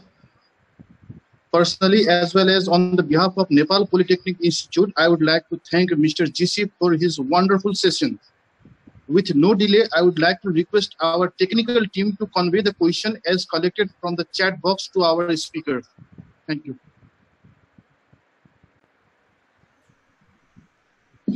Hello everyone, looking forward to the time. Let us go to the question session. Question number 1 यस्तो छ, small landholders farmers को लागि अबको कोपिङ स्ट्र्याटेजी के हुन सक्छ? उसको लाइभहुड सिक्योरको लागि। ओके, कसले प्रश्न राखिदिनु भयो त्यो पनि भनिदिनु भने सजिलो हुन्छ। एनीवे, जुन एउटा साना ल्यान्ड होल्डिङको कुराहरू गर्नुभयो, एकदम महत्त्वपूर्ण कुराहरू छ। हामीले कृषि भनिराख्दाखेरि आफ्नो एउटा धरातल बिर्सिन सकिँदैन।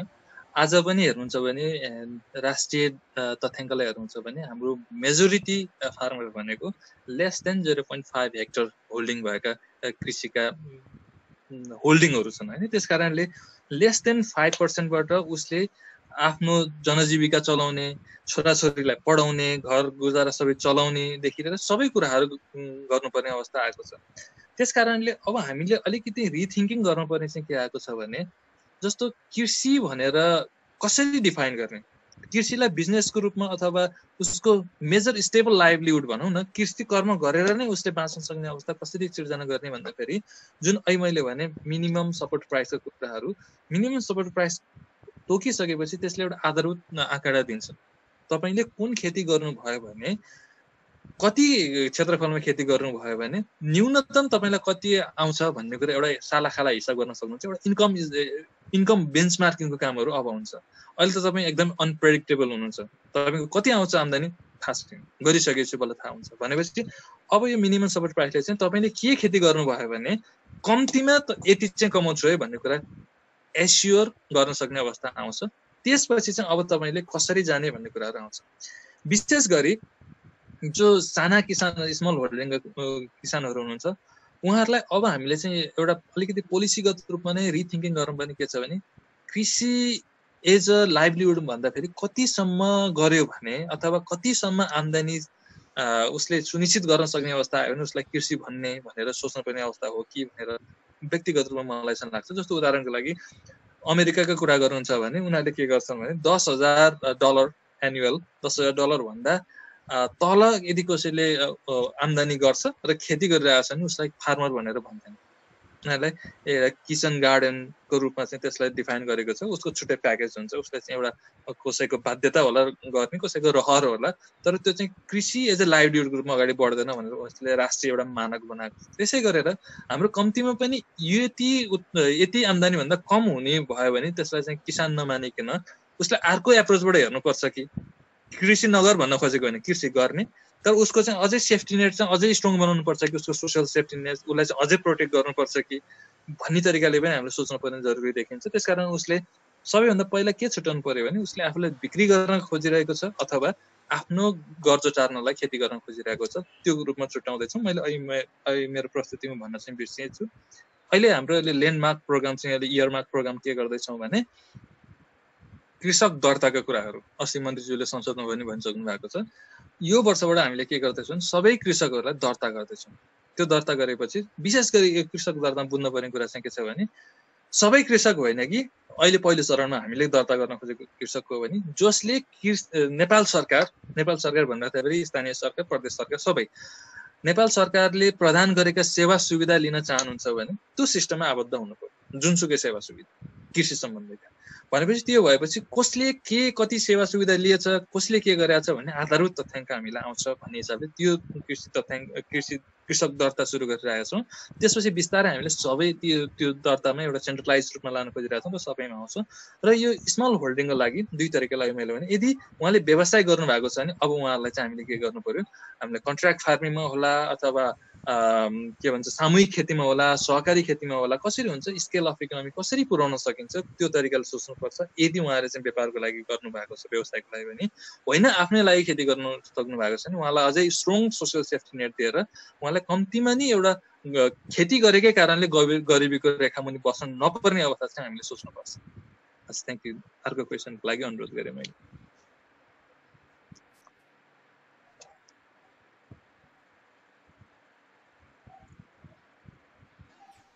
ओके, अब हामी फेरि अर्को क्वेसनमा जानेछौँ। तपाईको विचारमा अब कृषि अनुसन्धान तथा प्रसारको मुख्य जिम्मेवारी अन्य देशहरूका जस्तै नेपालमा पनि विश्वविद्यालयलाई दिँदा कस्तो होला? ओके, अनुसन्धान र प्रसारको कुरा गर्नुभयो, एकदम महत्त्वपूर्ण प्रश्न उठाउनु भयो। वास्तवमा एउटा हामीले चाहिँ के गर्यौँ भने आजका दिनसम्म पनि अलिकति 1980 को दशकतिर विश्वव्यापी भएको हाम्रो टेक्नोलोजी ट्रान्सफर मोडल नै हामीले एडप्ट गरिरहेको छौँ। तपाईँले एग्रिकल्चर एक्सटेन्सनको हिस्ट्रीमा पढ्नु भयो होला। त्यो टेक्नोलोजी ट्रान्सफरको मेन कन्सेप्ट के हो भने रिसर्च स्टेसन, युनिभर्सिटी हुनसक्छ, रिसर्च स्टेसन नै हुनसक्छ हाम्रो नाक भनेको जस्तो, अथवा कुनै तरिकाले एउटा पोइन्टमा हामीले चाहिँ टेक्नोलोजी जेनेरेट गर्छौँ र त्यो टेक्नोलोजीलाई एक्सटेन्सन मेकानिजमको थ्रु किसानमा फिड इन गर्छौँ र त्यसले चाहिँ हामीले टेक्नोलोजी ट्रान्सफरको एउटा मोडल बनायौँ। हामीले चाहिँ त्यो एउटा कर्भ पनि तपाईँले पढ्नुभयो होला, एक्सटेन्सनमा चाहिँ एडप्सन कर्भ भनेर, Lagarde, early innovator, early adapter भनेर चाहिँ जुन एउटा ग्राफ पढ्नुभयो, त्यो भनेको चाहिँ टेक्नोलोजी ट्रान्सफर मोडल थियो। अब टेक्नोलोजी ट्रान्सफर मोडलबाट हामीले चाहिँ बिस्तारै विशेष गरी वर्ल्ड ब्याङ्कले चाहिँ प्रमोट गरेको छ, उसले के भन्छ भने एग्रिकल्चर इनोभेसन सिस्टम भन्छ कि एग्रिकल्चर इनोभेसन सिस्टमले के भन्छ भने there is no single point of innovation भनेर भन्छ, जुन हिजो हामीले मानिरहेको थियो, जुन आज हामीले गरिरहेको छौँ भनौँ न टेक्नोलोजी ट्रान्सफर मोडलमा। रिसर्च स्टेसनबाट चाहिँ टेक्नोलोजी जेनेरेट हुन्छ, त्यहाँ इनोभेसन हुन्छ, त्यसलाई चाहिँ किसानसँग लानुपर्छ भन्ने अब त्यो मोडलबाट धेरै अगाडि बढ्न सकिन्छ जस्तो लाग्दैन। र एग्रिकल्चर इनोभेसन सिस्टमले चाहिँ के भन्छ भने इनोभेसन भन्ने कुरा जुनसुकै पोइन्टबाट पनि आइरहेको हुनसक्छ। त्यो इनोभेसनहरूलाई कसरी एउटा अनबोर्ड गर्ने, कसरी निड बेस्ड इनोभेसन बनाउने, त्यसको चाँडैभन्दा चाँडो बेनिफिट कसरी लिने। जस्तो उदाहरणको लागि एउटा नयाँ भेराइटी बनाउनु भयो तपाईँले, राइसको भेराइटी बनाउँदाखेरि झन्डै तपाईँलाई 4-5 वर्ष, चाँडै गर्नु भने 4-5 वर्ष नत्र वर्ष लाग्छ होइन। त्यति वर्षमा तपाईँले नयाँ भेराइटी बनाउनु भयो। के को आधारमा तपाईँले भेराइटी बनाउनुहुन्छ त किसानले कस्तो खाले खोजिरहेको छ, अथवा कुन खाले रोग किराको चाहिँ बढी प्रकोप भएको छ, अथवा कुन खाले तपाईँको क्लाइमेटिक एक्सट्रिमिटिजहरू आइरहेको छ, जस्तो फ्लड रेसिस्टेन्टका कुराहरू होलान्, ड्राउट रेसिस्टेन्टका कुराहरू होलान्, अथवा बजारले कस्तो कुरा खोजिरहेको छ, स्टिकी राइस खोजिरहेको छ, लङ ग्रेन राइस खोजिरहेको छ, रफ राइस खोजिरहेको छ, अथवा एरोमेटिक राइस खोजिरहेको छ।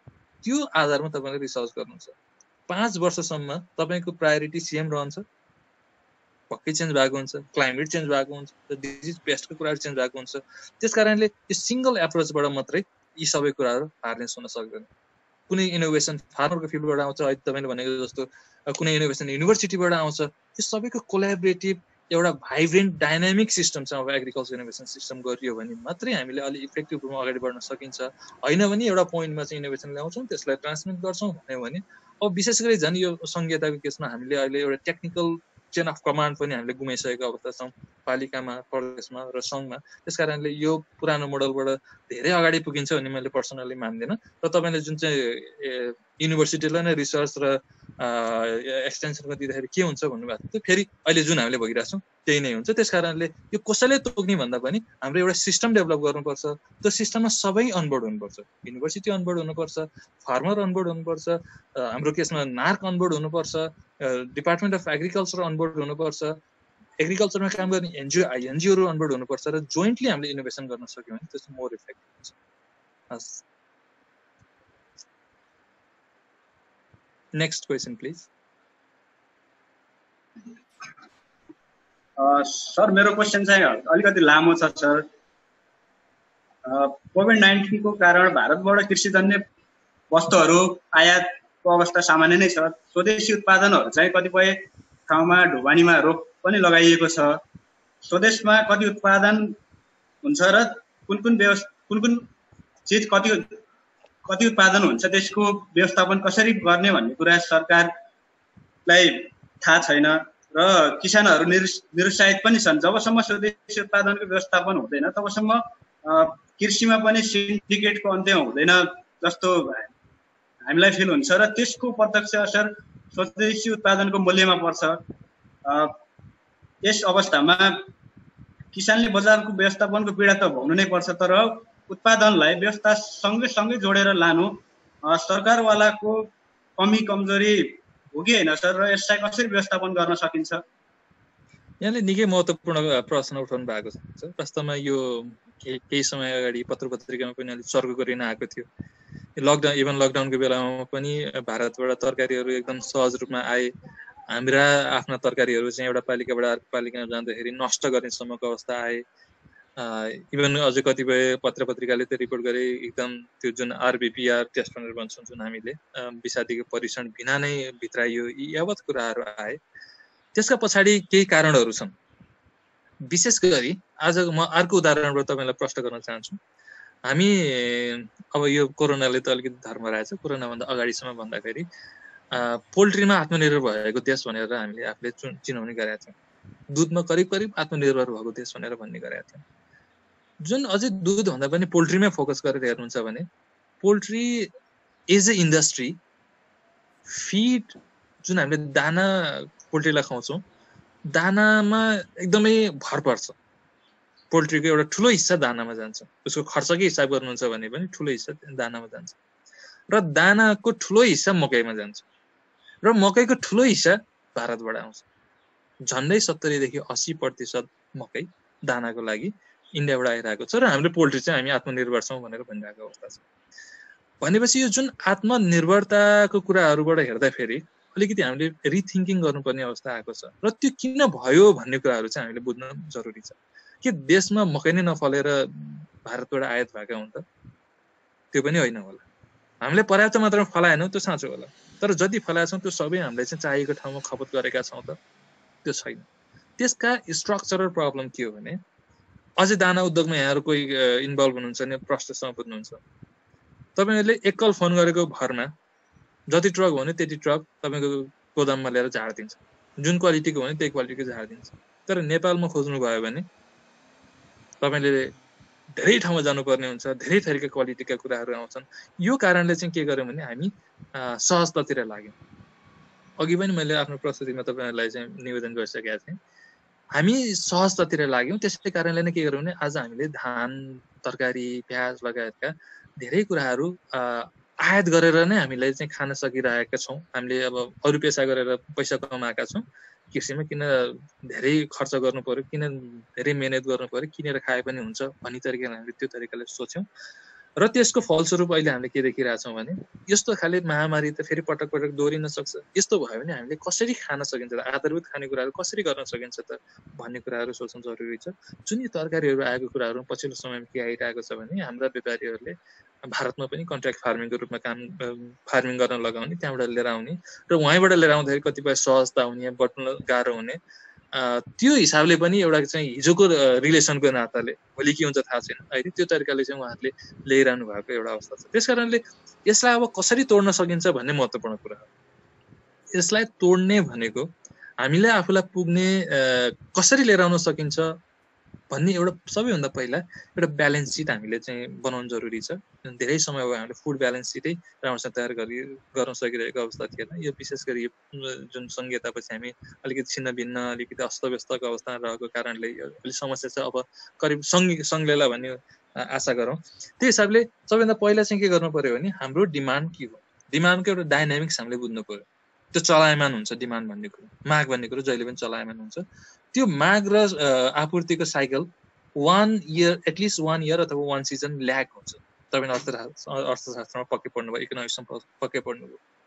नर्मली के गभर्न गर्छ, तपाईँले यो वर्ष कुनै तरकारीको भाउ बढ्यो, अर्को वर्ष किसानले के गर्छ, यसमा पो धेरै पाइँदो रहेछ, धेरै किसानहरूले त्यो तरकारी खेती गर्न थाल्नुहुन्छ र धेरै सप्लाई हुने बित्तिकै के हुन्छ, अर्थशास्त्रको सामान्य नियमले प्राइस घट्छ। त्यो प्राइस घटेपछि अब के हुन्छ, किसानले चाहिँ हे यो त गरेर हुँदो रहेछ, यसमा त घाटा हुँदो रहेछ, उसले अब फेरि अर्को फेरि त्यसमा घटाउन थाल्छ। नेक्स्ट सिजनमा फेरि के आउँछ त, सप्लाई कम हुन्छ, प्राइस फेरि बढ्छ। त्यसरी जहिले पनि एउटा के हुन्छ भने 1 इयर ल्याग अथवा 1 सिजन ल्यागले चाहिँ हाम्रो इकोनोमिक्सलाई गभर्न गरिरहेको हुन्छ। जसले यो अन्डरस्ट्यान्ड गर्न सक्छ नि, त्यो उसले चाहिँ जहिले पनि क्याच गरिरहेको हुन्छ। त्यस कारणले अब हाम्रो यो डिमान्ड कति हो, यो डिमान्डलाई कसरी फुलफिल गर्न सकिन्छ, कुन कुन जोनेसन गर्न सकिन्छ, त्यो जोनेसन गरेर र विशेष गरी अहिले पनि मैले भने यो मार्केटिङलाई चाहिँ हामीले विशेष गरी फोकस गरौँ। मार्केटिङ एप्रोचमा हामी जानु पर्यो। र जुन लजिस्टिक सपोर्टहरू छ, अब हाम्रो कोअपरेटिभहरू त्यसमा मार्केटिङमा बजारीकरणमा आउने हो कि होइन, एउटा कोअपरेटिभ तरिकाले आयो भने त्यसको एउटा अन्नेसेसरी जुन अहिले मार्जिनका कुराहरू गरिरहेका छौँ, तपाईँले किसानको खेतबाट 10 रुपियाँमा उठाएका कुराहरू हाम्रो घर भान्सामा आउँदाखेरि 110-200सम्म पुगेका कुराहरू चाहिँ विभिन्न सञ्चार माध्यमहरू आइरहेको भइरहेको अवस्था छ। यो बीचको मार्जिनलाई कसरी घटाउन सकिन्छ? त्यो बीचको मार्जिन घटाउने भनेको के हो भने उत्पादक पनि नाफामा हुने र उपभोक्ता पनि नाफामा हुने। अहिले त दुवै चाहिँ घाटामा भइरहेको अवस्था छ, दुवैको वेलफेयर लस भइरहेको अवस्था। त्यस कारणले यसलाई मिनिमाइज न्यारो गर्नको लागि एउटा स्ट्रङ भेहिकल भनेको सहकारी बजारीकरण हो। तपाईँहरूको उत्पादकहरूको एउटा ठुलो सहकारी हुन्छ, त्यो सहकारीको एउटा सञ्जाल हुनसक्छ।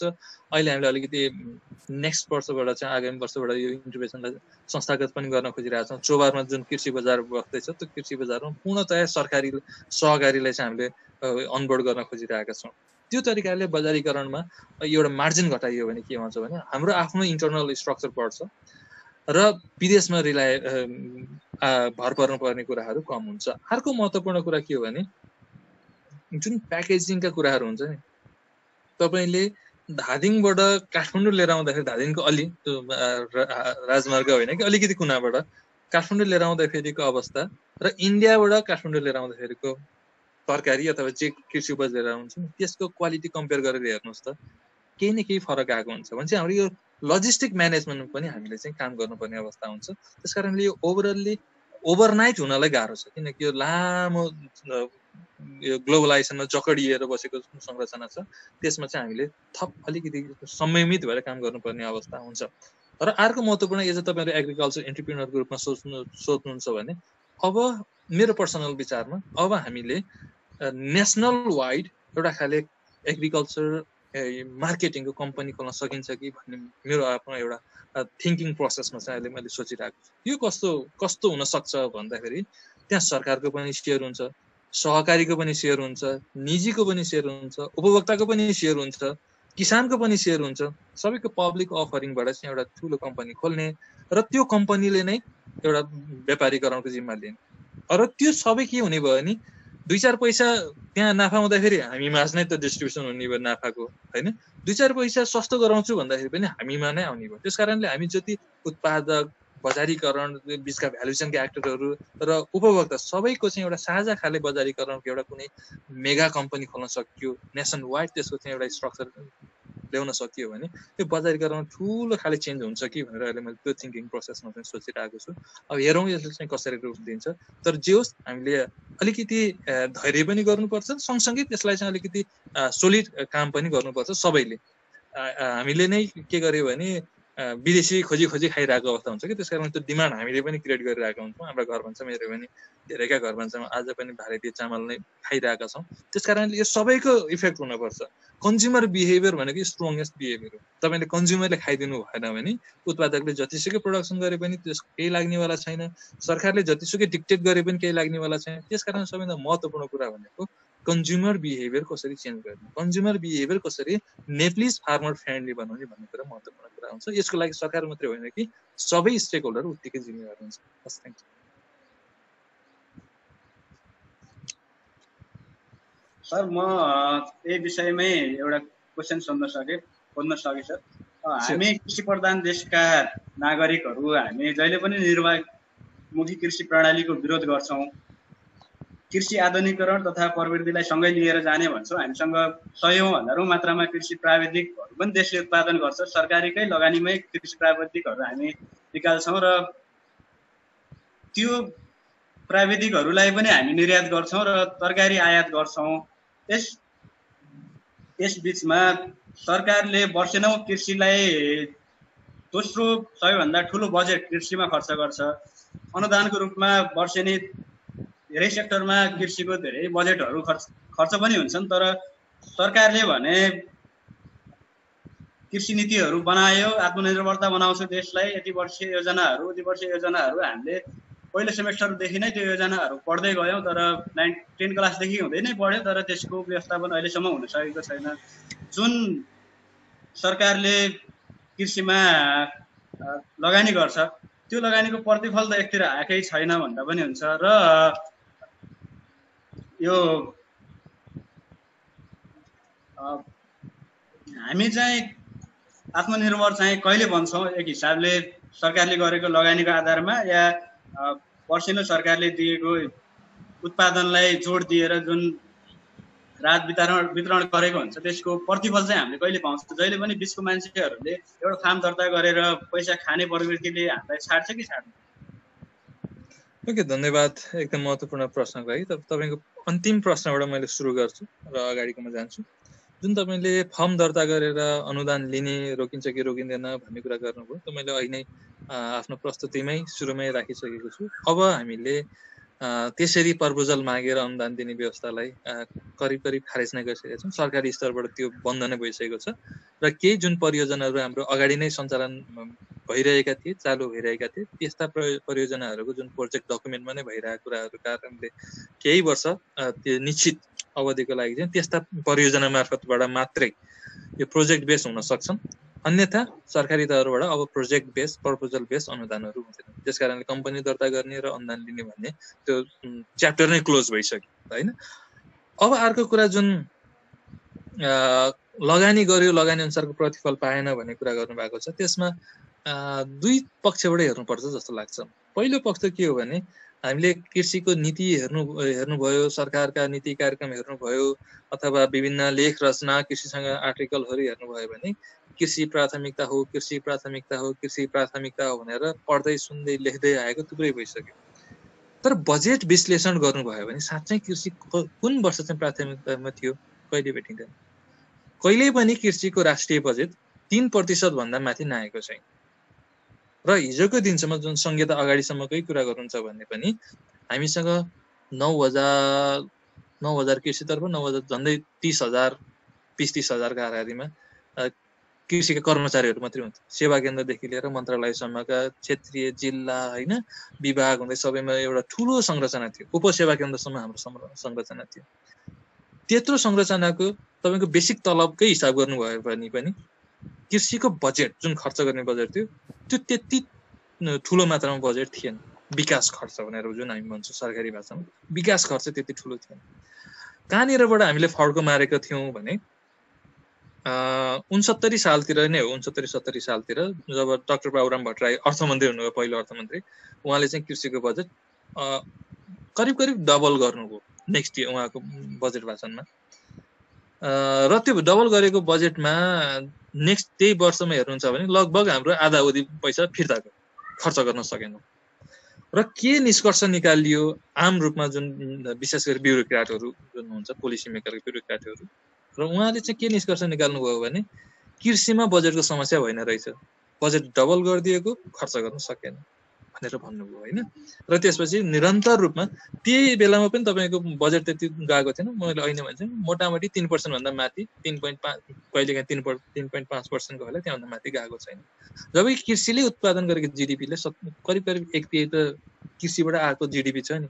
र अर्को इम्पोर्टेन्ट कुरा के छ भने यदि तपाईँले कृषि सेक्टरमा लगानी गर्नुहुन्छ भने, विकास खर्च कृषिमा लगानी गर्नुहुन्छ भने त्यसले अलमोस्ट 3 गुणा जिडिपीमा जेनेरेट गर्छ भनेर चाहिँ त्यो नेपालले नै आफूले मानेको कुराहरू, राष्ट्रिय योजना आएको नीतिमा आएका कुराहरू। 3 तपाईँले 100 लगानी गर्नु भने 300 रुपियाँ अर्थतन्त्रमा थपिन्छ। उत्पादन मात्रै होइन, त्यसले रोजगारी सृजना गर्छ होइन, त्यसका चाहिँ व्यापारलाई वैदेशिक व्यापारलाई घटाउँछ। यी सबै कुरालाई जोड्दाखेरि त्यति कुराहरूमा जम्मा 3% बजेट लगानी गरेका छौँ। त्यति भइराख्दाखेरि पनि मैले अहिलेको जुन बजेट बढाएपछिको भने त्यसपछिको मेरो आफ्नो पर्सनल डिससेटिस्फ्याक्सन अथवा डिसएग्रिमेन्ट के हो भने एउटा सिम्बल सहित मैले भन्ने गरेको छु कि एउटा एकदमै कुपोषित भएको बच्चालाई राख्नुहोस्, सम्झिनुहोस् तपाईँले सबैको दिमागमा एकदमै ख्याउटे कुपोषित बच्चा। त्यो बच्चालाई त कुपोषण भएको खानेकुरा न्युट्रिसियस खानेकुरा खान नपाएर हो नि। एज अ साइन्सको विद्यार्थी, हामी एग्रिकल्चर होइन सबै साइन्स ब्याकग्राउन्डको विद्यार्थी भयौँ, कृषिकै विद्यार्थीको रूपले भन्दाखेरि पनि त्यो पोषण नपुगेको कारणले कुपोषित भयो। यसमा त कुनै विवाद गर्नुपर्ने कुरा त थिएन। र त्यो कुपोषित बच्चालाई यो चाहिँ कुपोषित भएको भनेर भन्यो किन भन्दाखेरि यसले खान पाएन भनेर हामीले चाहिँ नारा लगायौँ। र एकजना एकदमै उदार मान्छेले के भने ल त्यसो भने खाना खाऊ भनेर 1 ट्रक खानेकुरा ल्याएर झारिदियो। त्यो 1 ट्रक खानेकुरा त्यो कुपोषित बच्चाले दिने भने कति खान्छ? 1 ट्रक खान सक्छ? अवश्य सक्दैन। उसले हिजो जति खाइरहेको थियो त्योभन्दा अलिकति बढी खाला, किनकि उसको मेकानिजम यति श्रिङ्क भएर बसेको छ कि उसले एब्जर्ब गर्न सक्ने, कन्ज्युम गर्न सक्ने त अवस्थै हुँदैन। र इमिडिएटली हामीले के कन्क्लुजन निकाल्यो भने खान नपाएर भनेर चाहिँ 1 ट्रक दिएको, त्यसले त 1 थाल भन्दा खान सकेन भन्ने निष्कर्षमा हामी पुग्यौँ। त्यसकारणले त्यो कृषिको एउटा संस्थागत विकास नै गर्नुपर्ने थियो। त्यो कुपोषित भएर बसेकोलाई त्यसलाई कसरी खर्च गर्न सक्ने अवस्था हुन्छ भनेर त्यसमा हामीले सोचेनौँ कि हामीले तुरुन्तै के निष्कर्ष निकाल्यौँ, कृषिमा बजेटको कमी होइन। तर जति बजेट भइरहेको छ त्यो इफिसियन्टली भएको छ त भन्दाखेरि त्यसमा पनि प्रश्न उठाउने प्रशस्त ठाउँहरू छन्। हामीले जति बजेट छ त्यसैको पनि समुचित प्रयोग भएन कि भन्ने कुराहरू हामीले पनि छलफल गरिरहेको कुराहरू हो। जुन अर्को यहाँले विदेश लगानी गर्ने कुरा, विदेश पठाउने कुराहरू गर्नुभएको छ, युवा उत्पादन गर्छौँ पठाउँछौँ, त्यो मैले अहिले प्रस्तुतिमा पनि भनिसकेँ। यो त एउटा हाम्रो दुर्भाग्य भएको छ कि जस्तो हामी चाहिँ एकदमै जस्तो अझ यसलाई कृषिकै उदाहरणबाट हेरौँ। अहिले बजारमा कस्तो आएको छ, हाम्रो बजारमा पनि अलिअलि देखिन्छ, विदेशी बजारमा त प्रशस्तै आएको छ। कस्तो पाइन्छ बिरुवा भने लगभग मुन्तला नै भनौँ न, अलि सजिलो रूपमा अहिले बुझिने। मुन्तला तपाईँले किन्न जाँदाखेरि मुन्तलाको बिरुवा लगभग फल्न थालेको हुन्छ। तपाईँले बजारबाट लिएर आउनुहुन्छ, एग्रोभेट भन्नुहोस् अथवा विदेशतिर सुपर मार्केटमै बेच्न राखिरहेको हुन्छ। सुपर मार्केटबाट त्यही गमलामै लिएर आउनुहुन्छ, घरमा राख्नुहुन्छ, टिप्नुहुन्छ, खानुहुन्छ, सक्यो। तपाईँले न बिउ कहाँ गएर राख्ने, त्यसमा विषादी कहिले हाल्ने, मल कहिले हाल्ने, पानी कहिले हाल्ने, त्यो धेरै झमेला तपाईँले गर्नु पर्दैन। जति फल्ने बेला भएको छ फल्ने बेलामा लिएर आउनुहुन्छ, फलेको खानुहुन्छ, त्यसपछि फेर्नुहुन्छ अथवा त्यसलाई अर्को तरिकाले ह्यान्डलिङ गर्नुहुन्छ। इन द सेम वे हाम्रो कृषि प्राविधिकहरू त्यो भएको छ। नेपालले चाहिँ कृषि प्राविधिक बनाउँछ, पढाउँछ, लगानी गर्छ, स्कलरसिप दिएको छ, या गर्छ ऊ गर्छ, उसले आफ्नो भइ नभएको कुरा ढुकुटीबाट उसलाई चाहिँ पालेको छ पोसेको छ ठ्याक्क फल्ने बेलामा हामीले विदेशमा मान्छे पठाइरहेको छौँ उसले झन् के गर्छ ठक्क फलेको कुराहरू उसले कन्ज्युम गरेर बसिरहेको छ र जब फल्न छोड्छ नि तपाईँलाई त्यहाँ राख्दैन किक आउट उसले पठाउँछ किनकि उसको त अर्थतन्त्रको तपाईँ त एउटा युज औजार हो एउटा टुल हो तपाईँ एउटा डमी एउटा डल हो तपाईँ त्यो इकोनोमीको तपाईँलाई माया लाएर लिएर गएको होइन त्यस कारणले त्यो रोक्न न हामीले सरकारले सकेका छौँ न हामी आफै नै त्यसप्रति चाहिँ अलिक सचेत भएर यसमै गर्नुपर्छ भन्ने यो सबैले कसैलाई दोष लाउने भन्दा पनि यो समग्र संरचना समग्र सोसाइटी यो हाम्रो सोचाइबाट नै परिवर्तन हुनुपर्छ त्यस कारणले पहिलो चरणमा कम्तीमा पनि हामीले केही सरकारी स्कलरसिपमा कसैलाई पढाइरहेको छौँ भने मिनिमम रूपमा 1 वर्ष 2 वर्ष हाम्रै सेवामा लगाउन सकियो भने केही न केही त एउटा कन्ट्रिब्युसन हुन्छ नि भन्ने तरिकाले पनि सोच्नुपर्ने अवस्था आएको छ त्यस कारणले यसको एउटा सिल्भर बुलेटको रूपमा आजको भोलि परिवर्तन हुन्छ भनेर भन्न सकिँदैन योसँग यो साइन्स मात्रै होइन यससँग सोसियोलोजी जोडिएको छ कल्चरल इथोजहरू यसमा जोडिएको छ त्यस कारणले यसलाई समय लाग्छ यो दौरानमा जानलाई अहिले कोरोना पछि विशेष गरी कृषिका सबै हेर्नुहुन्छ भने दिनहुँ पत्र पत्रिकामा कृषि गरेर कसैले लेखेको छ यस्ता वेबिनार चाहिँ दिनदिनै भएका छन् सबैले कृषिको बारेमा बहस गरिरहेछन् होइन यो हिसाबले एउटा माहौल क्रिएट भएको छ त्यो माहौललाई हामीले कसरी ग्रास्प गर्न सक्छौँ कसरी संस्थागत गर्न सक्छौँ भन्ने कुरा महत्त्वपूर्ण हुन्छ र यो सबै मिलेर राखियो भने तपाईँले जुन प्रश्न गर्नुभएको छ त्यो प्रश्नको समाधान आजको भोलि नहोला तर पर्सि होला झन् पर्सि होला केही वर्षपछि होला त्यो चाहिँ त्यो दिशा उन्मुख भएको चाहिँ देखिन्छ हस् थ्याङ्क यू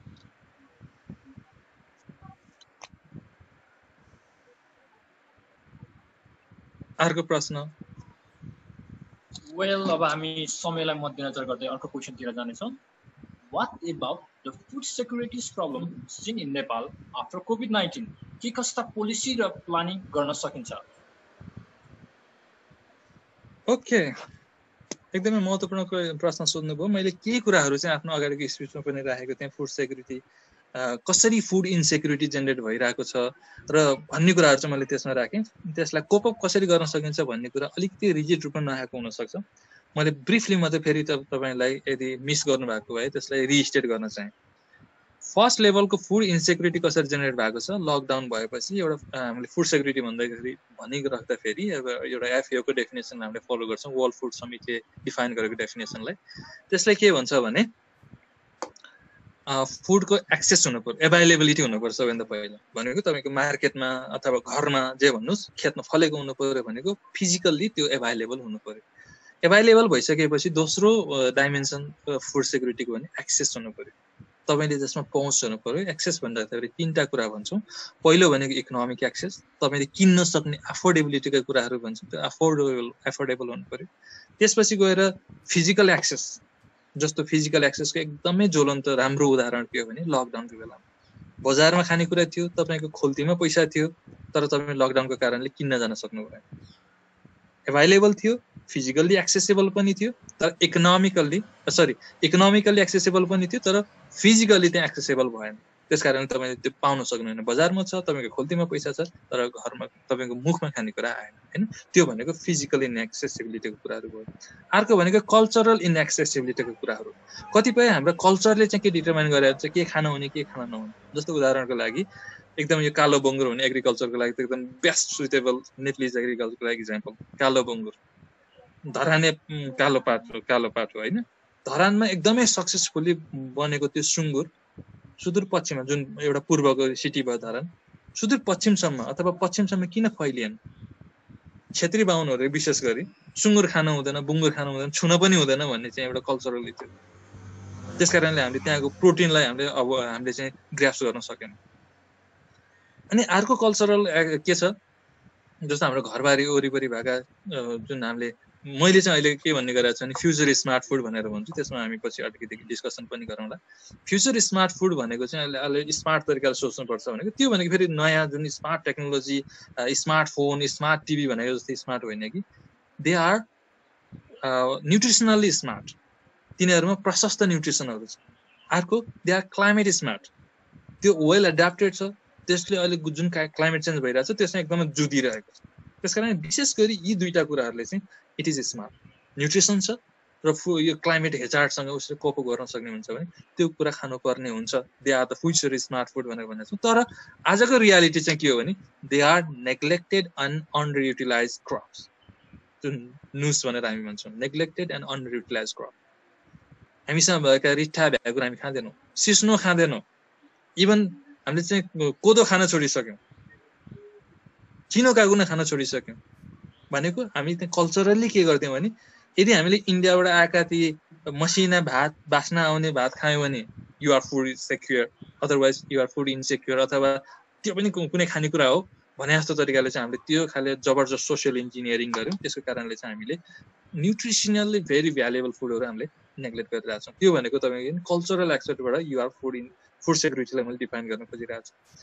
अर्को फुड सेक्युरिटीको कुरा गर्दाखेरि युटिलाइजेसनको कुराहरू भन्छ। तपाईँले खानेकुरा उपलब्ध पनि छ, त्यसमा तिनै प्रकारको अहिले मैले जुन पहुँचका कुरा गरेँ, एक्सेसका कुराहरू, त्यो तिनै प्रकारको एक्सेस पनि गर्नुभयो, तर युटिलाइजेसनको पाटोमा राम्रोसँग पकाउन जान्नु भएन, त्यसको न्युट्रिएन्ट तपाईँले चाहिँ लस गर्नुभयो भने त्यसले पनि फुड सेक्युरिटीलाई चाहिँ फुड इन्सिक्योर भएको हामी मान्छौँ। त्यो एउटा इम्पोर्टेन्ट डाइमेन्सन हो, किनकि हाम्रो शरीरले लिने त अल्टिमेटली न्युट्रिएन्ट हो। त्यो न्युट्रिएन्ट कसरी जान्छ तपाईँको भन्ने कुरा महत्त्वपूर्ण कुराहरू हुन्छ। र त्यसमा युटिलाइजेसनमा अर्को ड्रिङ्किङ वाटरका कुराहरू, हेल्थ एन्ड सेनिटेसनका कुराहरू पनि त्यसमा जोडिएका हुन्छन्। त्यो भयो भने यो तिनवटा कुराहरूले, 3 पिलरले चाहिँ फुड सेक्युरिटीलाई ओभरअल गाइड गरेको हुन्छ। र त्यसमा अर्को महत्त्वपूर्ण कुरा, तपाईँले यदि कसैले सोध्यो खाना पाउनु भएको छ पाएँ, किन्न पाउनु भएको छ पाएँ, तपाईँसँग पैसा छ पाएँ, सबै कुराहरू पाएँ भयो, युटिलाइजेसन पनि गरिरहनु भएको छ भनेको फर्स्ट 3 डाइमेन्सन जुन मैले अहिले भने एभाइलेबिलिटी, एक्सेसिबिलिटी र युटिलाइजेसनका 3 डाइमेन्सनहरू पुरा भइरहेका छन् भने भोलि पनि त्यो लागु हुन्छ नि त, पर्सि पनि त्यो लागु हुन्छ नि त, तपाईँले झन् पर्सिसम्म पनि त्यो कुरा खाइराख्न सक्नुहुन्छ त भनेर जुन एउटा टेम्पोरल डाइमेन्सन हामी जोड्छौँ, त्यसको चाहिँ स्टेबिलिटीको डाइमेन्सन भनेर जोड्छौँ। त्यो स्टेबिलिटीको 4वटा खम्बा जोडिएपछि बल्ल हामीले त्यसलाई चाहिँ यु आर फुड सेक्युर भन्छौँ। यो भनिराख्दाखेरि एउटा भेरी इम्पोर्टेन्ट कुरा त हामी सबैले बुझ्नुपर्ने कुरा के छ भने यो फुडको कुरा भन्दा चाहिँ food should be from preference भनेर भन्छ कि। त्यो भनेको तपाईँले खान चाहेको कुराहरू खान पाए मात्रै फुड सेक्युर हुन्छ भनेर भनेको छ। यसको 2टा पाटाहरू छन्, यसमा भेरी क्लियरली हामीले बुझ्नु पर्ने जरुरी छ। त्यो 2टा पाटा भनेको के हो भने त्यो फुड प्रिफरेन्स हामीले किन राख्यौँ भने जुन बेला हामीले फुड सेक्युरिटीले डिफाइन गर्यौँ नि, यो विदेशीहरूले डिफाइन गरिदियो अथवा डेभलप कन्ट्रीहरूले यसलाई चाहिँ डिफाइन गरिदियो। र त्यति बेला के सोच्यो भने काहीँ यस्ता डिक्टेटरहरू पनि छन्, यस्ता तानाशाहहरू पनि छन् जसले चाहिँ जनतालाई जे छ त्यही खाऊ भनेर चाहिँ फोर्स गरिरहेछन्। खाना मन नलागेको कुराहरू खाएर बस्नु परिरहेछ जनताहरूले, त्यो त कहाँ फुड सेक्युरिटी हो। त्यसकारण उनले जे चाहन्छ त्यो खाना पाउनुपर्छ भन्ने तरिकाले हामीले चाहिँ फुड प्रिफरेन्सलाई डिफाइन गर्यौँ। तर त्यसको मिस युटिलाइजेसन के भयो भनेर भन्दाखेरि हाम्रो जस्तो केसमा जबसम्म नेपालीले चामल खाँदैन, भात खाँदैन, तबसम्म उसलाई चाहिँ फुड सेक्युर भएकै नमान्ने स्थिति आयो। दूर दराज गाउँमा चाहिँ हामीले हेलिकप्टरबाट चामलको बोरा खसाल्नु पर्ने भयो फुड सेक्युर हुनको लागि। तर त्यहीँ भएका न्युट्रिसियस खानेकुराहरू, त्यहाँ भएका एकदम पोषणयुक्त खानेकुराहरू खाँदाखेरि उनीहरू फुड इन्सेक्युर भएको मानियो। हामीले आलुलाई फुड सेक्युरिटीको बास्केटमै राख्न सकेनौँ लामो समयसम्म, 3-4 वर्ष मात्रै भयो। इभन हामीले सरकारी स्तरबाट नै त्यो आलुलाई खाद्य स्टेबल फुडमा मान्ने गरेको, जबकि हाम्रो हिमाली भेगका ठुलो समुदाय आलु स्टेबल फुडको रूपमा खाइरहनु भएको थियो। त्यसकारण यी यावत कुराहरू छन्। अब हामीले चाहिँ पिज्जा हटको पिज्जा, म्याकडोनल्डको बर्गर नखाइन्जेलसम्म हामीले त्यो खान मन लाग्छ, त्यो नखाइन्जेलसम्म चाहिँ फुड इन्सिक्योर हुने डिफिनेसन भएपछि त्यो अवस्था आयो। त्यस कारणले फुड सेक्युरिटीलाई यो डाइमेन्सनबाट पनि हेर्नुपर्छ। हाम्रो प्रिफरेन्स के हो त्यो पनि डिफाइन गर्नुपर्छ। मुख्य कुरो न्युट्रिसनको कुराहरू त्यो छैन कि छैन भनेर चाहिँ डिफाइन गर्नुपर्ने हुन्छ। यसरी चाहिँ फुड सेक्युरिटीलाई फर्स्टमा डिफाइन गर्नु पर्यो। त्यस कारणले अहिले मैले भने फुड सेक्युरिटी कसरी, फुड इन्सेक्युरिटी कसरी आइरहेको छ भन्दाखेरि एउटा लकडाउनको कारणले इमिडिएट फुड इन्सेक्युरिटी आइरहेको छ। अझै यो डेफिनेसनलाई मान्यो भने most of us are the food insecure होइन, किनकि हामीले ठ्याक्कै खान चाहिँ मोमो खान मन लागिरहेकोलाई धेरै दिन भइसक्यो, मोमो खान पाएको छैन, यु आर फुड इन्सेक्युर, तपाईँले जतिसुकै पोसिलो खानेकुरा किन नखाएको होस्। त्यस कारणले यो दोस्रो लेयरको कुरा प्रिफरेन्सको कुराबाट। तेस्रो पाटो के छ भने अहिले मैले जोडेँ, अब नेक्स्ट सिजनको प्रोडक्सन कसरी गइरहेको छ। यदि प्रोडक्सन घट्यो भने त्यसले फुड इन्सेक्युरिटीमा के कस्तो असर गर्छ। र तेस्रो पाटो के छ भने यदि यो लकडाउन पर्सिस्ट गरिराख्यो भने हामीले जुन ह्युज एमाउन्टमा खानेकुराहरू बाहिरबाट आयात गरेर खाइरहेका छौँ त्यसको बारेमा के हुन्छ त। अर्को महत्त्वपूर्ण कुरा, जुन हामीले चाहिँ निर्यात गरेर केही कृषि वस्तु निर्यात गरेर पैसा पनि कमाउने गरेका छौँ र त्यसले चाहिँ गर्जो टार्ने गरेका छौँ, जस्तो अदुवा, अलैँची, चिया, मुसुरो इभन म थोरै मात्रामा भए पनि यिनीहरूले विदेश पठाउँथ्यौँ र त्यो लिएर आउँथ्यो। अब लकडाउनको कारणले त्यो विदेश पठाउन सक्ने अवस्था पनि छैन। आजको पत्रिकामा हेर्नुहुन्छ भने अलैँचीमा पनि व्यापारमा अलिकति हडल आएको देखिएको छ। भनेपछि यो ओभरअल रूपले एउटा फुड इन्सेक्युरिटीको सिचुएसनलाई चाहिँ हामीलाई कहीँ कतै घचघचाइरहेको अवस्था छ। यो इस्यु इम्पोर्टेन्ट इस्यु भनेर भनिरहेको छ। अब यसको सोल्युसन के हो त? यसको सोल्युसन भन्दाखेरि सबैभन्दा पहिलो सोल्युसन के हो? बेला बेलामा भन्ने गरेको छ, तपाईँले जहाँ जे सक्नुहुन्छ छर्नुहोस्, लगाउनुहोस्, केही न केही त फल्छ। एउटा एकदमै यो लेमेन भाषामा भन्दाखेरि होइन। तर त्यतिले मात्रै के हामीले चाहिँ फुड इन्सेक्युरिटीको अवस्थालाई कोप अप गर्न सक्छौँ त? सक्दैन। त्यसको लागि के गर्नु पर्यो भने सबैभन्दा पहिला हामी हाम्रो बिहेभियर चेन्ज गर्नु पर्यो, कन्जम्सन बिहेभियर चेन्ज गर्नु पर्यो। हामीले के गर्नु पर्यो? सकेसम्म नेपाली खानेकुरा खोजी खानु पर्यो। हामीले सकेसम्म वरिपरि अलिकति अब जुन त्यो इम्पोर्टको तपाईँहरूले क्वेसन पनि सोध्दै हुनुहुन्थ्यो नि, अब इम्पोर्ट भनेको हाम्रो लागि के हो त? अपर्च्युनिटी हो। त्यो इम्पोर्टले त हाम्रो बजार त क्रिएट गरिसकेको छ नि। अब त्यो क्रिएट गरेको बजार इम्पोर्टले फुलफिल गर्नेवाला छैन, त्यो भ्याक्युम क्रिएट भएको छ। त्यो भ्याक्युममा अब हाम्रो एग्रिकल्चर एन्टरप्रेन्योरहरू त्यसमा गएर जोडिनु पर्ने अवस्था छ। जे बजारमा इम्पोर्ट भइरहेको थियो त्यसलाई हामीले प्रोडक्सन गऱ्यौँ भने अब त्यसले चाहिँ के गर्ने अवस्था छ त? हामीलाई चाहिँ मार्केट लिनलाई थप मार्केट क्रिएट गर्नुपर्ने अवस्था छैन। त्यस कारणले हाम्रो डिमान्ड के हो त्यो अनुसारले चाहिँ एउटा प्रोडक्सन स्केड्युल पनि बनाउनु पर्ने अवस्था छ। प्रत्येक पालिका त्यो पालिकाले कोअर्डिनेसन गर्ने गरेर प्रत्येक प्रदेश र सबैलाई कोअर्डिनेसन गरेर स्ट्रङले यसमा चाहिँ एउटा खाले भूमिका खेल्नुपर्ने जरुरी छ। विशेष गरी अहिले मैले फेरि पनि दोहोऱ्याउन चाहन्छु, फ्युचर स्मार्ट फुड, जुन फ्युचर स्मार्ट फुड भनेर भनिरहेको छौँ, त्यो फ्युचर स्मार्ट फुडको प्रोडक्ट डेभलपमेन्ट, विशेष गरी तपाईँहरू जुन एग्रिकल्चरिस्ट हुनुहुन्छ, अझै हामी त फुड टेक्नोलोजीको अझै साथीहरू हुनुहुन्न होला, फुड टेक्नोलोजीको साथीहरूको अझै महत्त्वपूर्ण भूमिका हुन्छ। त्यसले चाहिँ प्रोडक्ट डेभलपमेन्ट कसरी गर्ने? कोदो खाऊ भनेर हुँदैन। कोदोको केक कसरी बनाउने, कोदोको पिज्जा कसरी बनाउने, कोदोको चाहिँ चिप्सहरू कसरी बनाउन सक्छ, अथवा के प्रोडक्टहरू बनाउन सक्छ, विभिन्न फ्रुट्सहरूको जुस कसरी बनाउन सकिन्छ, रेडी टु इट कसरी बनाउन सकिन्छ, इभन राइसलाई चाहिँ रेडी टु इट कसरी बनाउन सकिन्छ, यी यावत कुराहरूको चाहिँ एउटा डेभलपमेन्टको लागि चाहिँ हाम्रो अथाह अपर्च्युनिटी हाम्रो यो कोरोना भाइरसको पेन्डेमिक पछि एउटा अपर्च्युनिटी खुलेको छ। त्यसलाई अब हामीले कसरी ग्राप्स गर्न सक्छौँ भन्ने कुरा निकै महत्त्वपूर्ण हुन्छ। यी सबै एक्सनहरूले नै फुड सेक्युरिटीलाई डिफाइन गर्छ। हस्, थ्याङ्क यू। सर, कोभिड-19 पछि क्राइसिस म्यानेजमेन्टको लागि फार्मर्सको इन्डिजिनियस नलेज र लोकल्ली एभाइलेबल रिसोर्सेसलाई कसरी प्रयोग गर्न सकिन्छ? ओके, भेरी इम्पोर्टेन्ट क्वेसन सोध्नुभयो। क्राइसिस म्यानेजमेन्ट कसरी गर्ने र इन्डिजिनियस नलेज कसरी हार्नेस गर्न सकिन्छ भन्ने कुरा मैले अगाडि अलिकति जोडेँ, तर त्यसमा इलाबोरेट गर्न भएन है समयको कारणले पनि। अहिले मैले आफूले पनि रियलाइज गरेको के हो भने हामीले कृषि क्षेत्रमा विशेष गरी यो लेभलको पेन्डेमिक हुन सक्छ अथवा यो लेभलको क्राइसिस आउन सक्छ भनेर कहिले सोचेनौँ। त्यो सोध्दै नसोचेपछि त्यसको प्रिपेयर्डनेस हुने कुरा नै भयो। यदि यस्तो भयो भने के गर्ने? जस्तो हाम्रो गृह मन्त्रालय अन्तर्गत चाहिँ एउटा प्राकृतिक विपद व्यवस्थापन एउटा नेटवर्क हुन्छ। त्यो विपद व्यवस्थापनले चाहिँ विभिन्न खाले प्रिपेयर्डनेसका कामहरू गरिरहेको हुन्छ। तर त्यो विपद व्यवस्थापन भनिराख्दा प्राकृतिक विपद भनिराख्दाखेरि हामीले जहिले पनि के सोचेछौँ भने बाढी, पहिरो, भुइँचलो यावत कुराहरू जुन चाहिँ फिजिकल कुराहरू हुन्छ नि त्यो मात्रै सोचेछौँ। विपद भनेको त कोरोना जस्तो विपद पनि आउँदो रहेछ नि त, जसले चाहिँ खेतीपाती मात्रै होइन, मान्छेको लाइभलीहुड मात्रै होइन, हरेक कुरालाई अस्तव्यस्त गर्दो रहेछ। भनेपछि यसलाई यस्तो खाले विपदमा कसरी ट्याकल गर्न सकिन्छ भनेर हिजो हामीले यसमा चाहिँ गम्भीर रूपमा चुकेका हौँ। यो हामी मात्रै होइन, विश्वभरिका सरकारहरूले चाहिँ यसमा चाहिँ यो लेभलको कहिले पनि एन्टिसिपेटै गरेका रहेनछौँ। त्यो अहिले आएर उदाङ्गो भइरहेको छ। इभन हामी त कस्तो खाले अर्थतन्त्रमा, विश्व अर्थतन्त्र भन्दैछु, नेपाल मात्रै होइन, नेपाल त त्यसै पनि भइहाल्यो, मार्क्ससम्म उत्पादन गर्न सक्ने इलास्टिसिटी भएको, जुन इलास्टिसिटी तपाईँले इकोनोमिक्समा पढ्नु भएको छ, त्यो इलास्टिसिटी हाम्रो इकोनोमीमा रहन्छ, ग्लोबल इकोनोमीमा। मार्क्स कसरी चाहिँ उत्पादन गर्न सकिन्छ? आजको भोलि मार्क्स उत्पादन गर्दा ठुलो कुरो थिएन। त्यही मार्क्स पनि, फेस मार्क्स पनि हामीले उत्पादन गर्ने अवस्थामा रहेनछौँ भने त्यो एग्रिकल्चर भनेको त तपाईँको टाइम टेकिङ हो। सबैले चाँडै गर्नुहुन्छ भने 3-4 महिनादेखि लिएर 4-5 महिनासम्मको पिरियडको चाहिँ उत्पादन हुन्छ। भनेपछि यसको इलास्टिसिटी त अफकोर्स कम हुन्छ नि, होइन? त्यस कारणले यो तरिकाको एउटा खाले क्राइसिस म्यानेजमेन्ट प्रिपेयर्डनेस अब हामीले एकदम थोरोली यस्तै खाले आएछ भने, अझै योभन्दा ठुलो स्केलमा आएछ भने कसरी हामीले चाहिँ रियाक्सन गर्न सकिन्छ भनेर एउटा राम्रो डकुमेन्टेसन, राम्रो स्ट्रक्चरल डेभलपमेन्ट, सबैले चाहिँ कसरी सहभागी हुने, जस्तो चाहिँ तपाईँहरूलाई धेरै खर्च गरेर चाहिँ रेडियो टिभीबाट भन्यो भैँचो लगायो भने टेबल मुनि लुक्नुहोस्, खाट मुनि लुक्नुहोस् भने जस्तै गरेर यस्तो खाले क्राइसिस आयो भने कसरी ह्यान्डल गर्ने, जनताले कसरी यसमा रेस्पोन्ड गर्ने भन्ने कुराहरू चाहिँ एउटा ठुलो अभियान, ठुलो स्ट्रक्चर, डकुमेन्टकै रूपमा चाहिँ स्ट्रक्चरल क्लियरिटी हुने अवस्थाहरू चाहिँ आउन पनि देखियो पहिलो कुरा। दोस्रो कुरा इन्डिजिनियस टेक्नोलोजी नलेजको कुराहरू जुन गर्नुमा त्यो धेरै महत्त्वपूर्ण कुराहरू छ।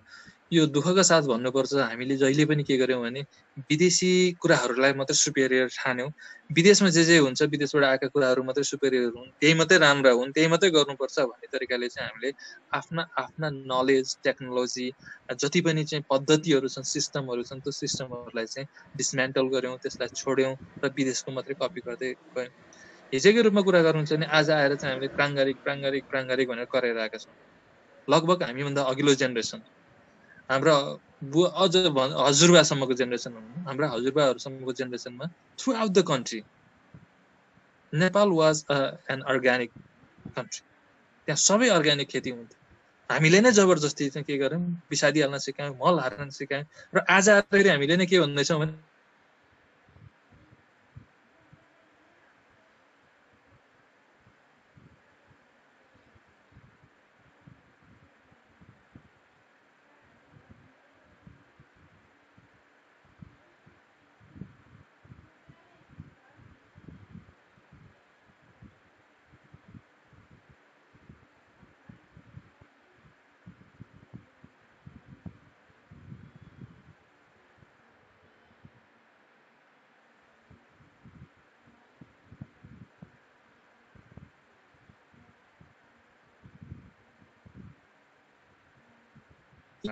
तपाईँलाई कसैलाई मन लागेर चाहिँ डेभलप भएका टेक्नोलोजी होइन नि इन्डिजिनियस टेक्नोलोजीहरू भनेको, होइन? त्यस कारणले यी कुराहरूलाई ध्यान दिएर हाम्रो इन्डिजिनियस टेक्नोलोजीको पहिला त हामीले आइडेन्टिफाई नै गर्न सकेका छैनौँ कि कति हाम्रा के टेक्नोलोजीहरू छन्, त्यसलाई कसरी गर्न सकिन्छ भन्ने कुरा पहिलोमा चाहिँ हाम्रो लिस्टिङ गर्नु पर्यो, ती टेक्नोलोजीहरूलाई प्रमोसन गर्नु पर्यो। त्यो चाहिँ गर्न निकै जरुरी छ। आजको दिनसम्म भन्दा पनि यसले ड्यू प्रायोरिटी चाहिँ पाएको अवस्था छैन। यो हामी सबैले, युनिभर्सिटी पनि यसमा लाग्नु पर्यो, हामी इन्डिभिजुअल पनि यसमा लाग्नु पर्यो, सरकार पनि यसमा लाग्नु पर्यो। अहिले त सरकार पनि एउटा सरकार छैन, हामीसँग प्रत्येक स्थानीय सरकारहरू हुनुहुन्छ, प्रत्येक पालिका प्रदेशमा सरकारहरू हुनुहुन्छ, सङ्घको सरकारहरू हुनुहुन्छ। यो सबैले लाग्यो भने यसलाई चाहिँ अलिकति काम गर्नुपर्ने अबको ठोस चाहिँ देखिन्छ। हस्, थ्याङ्क यू।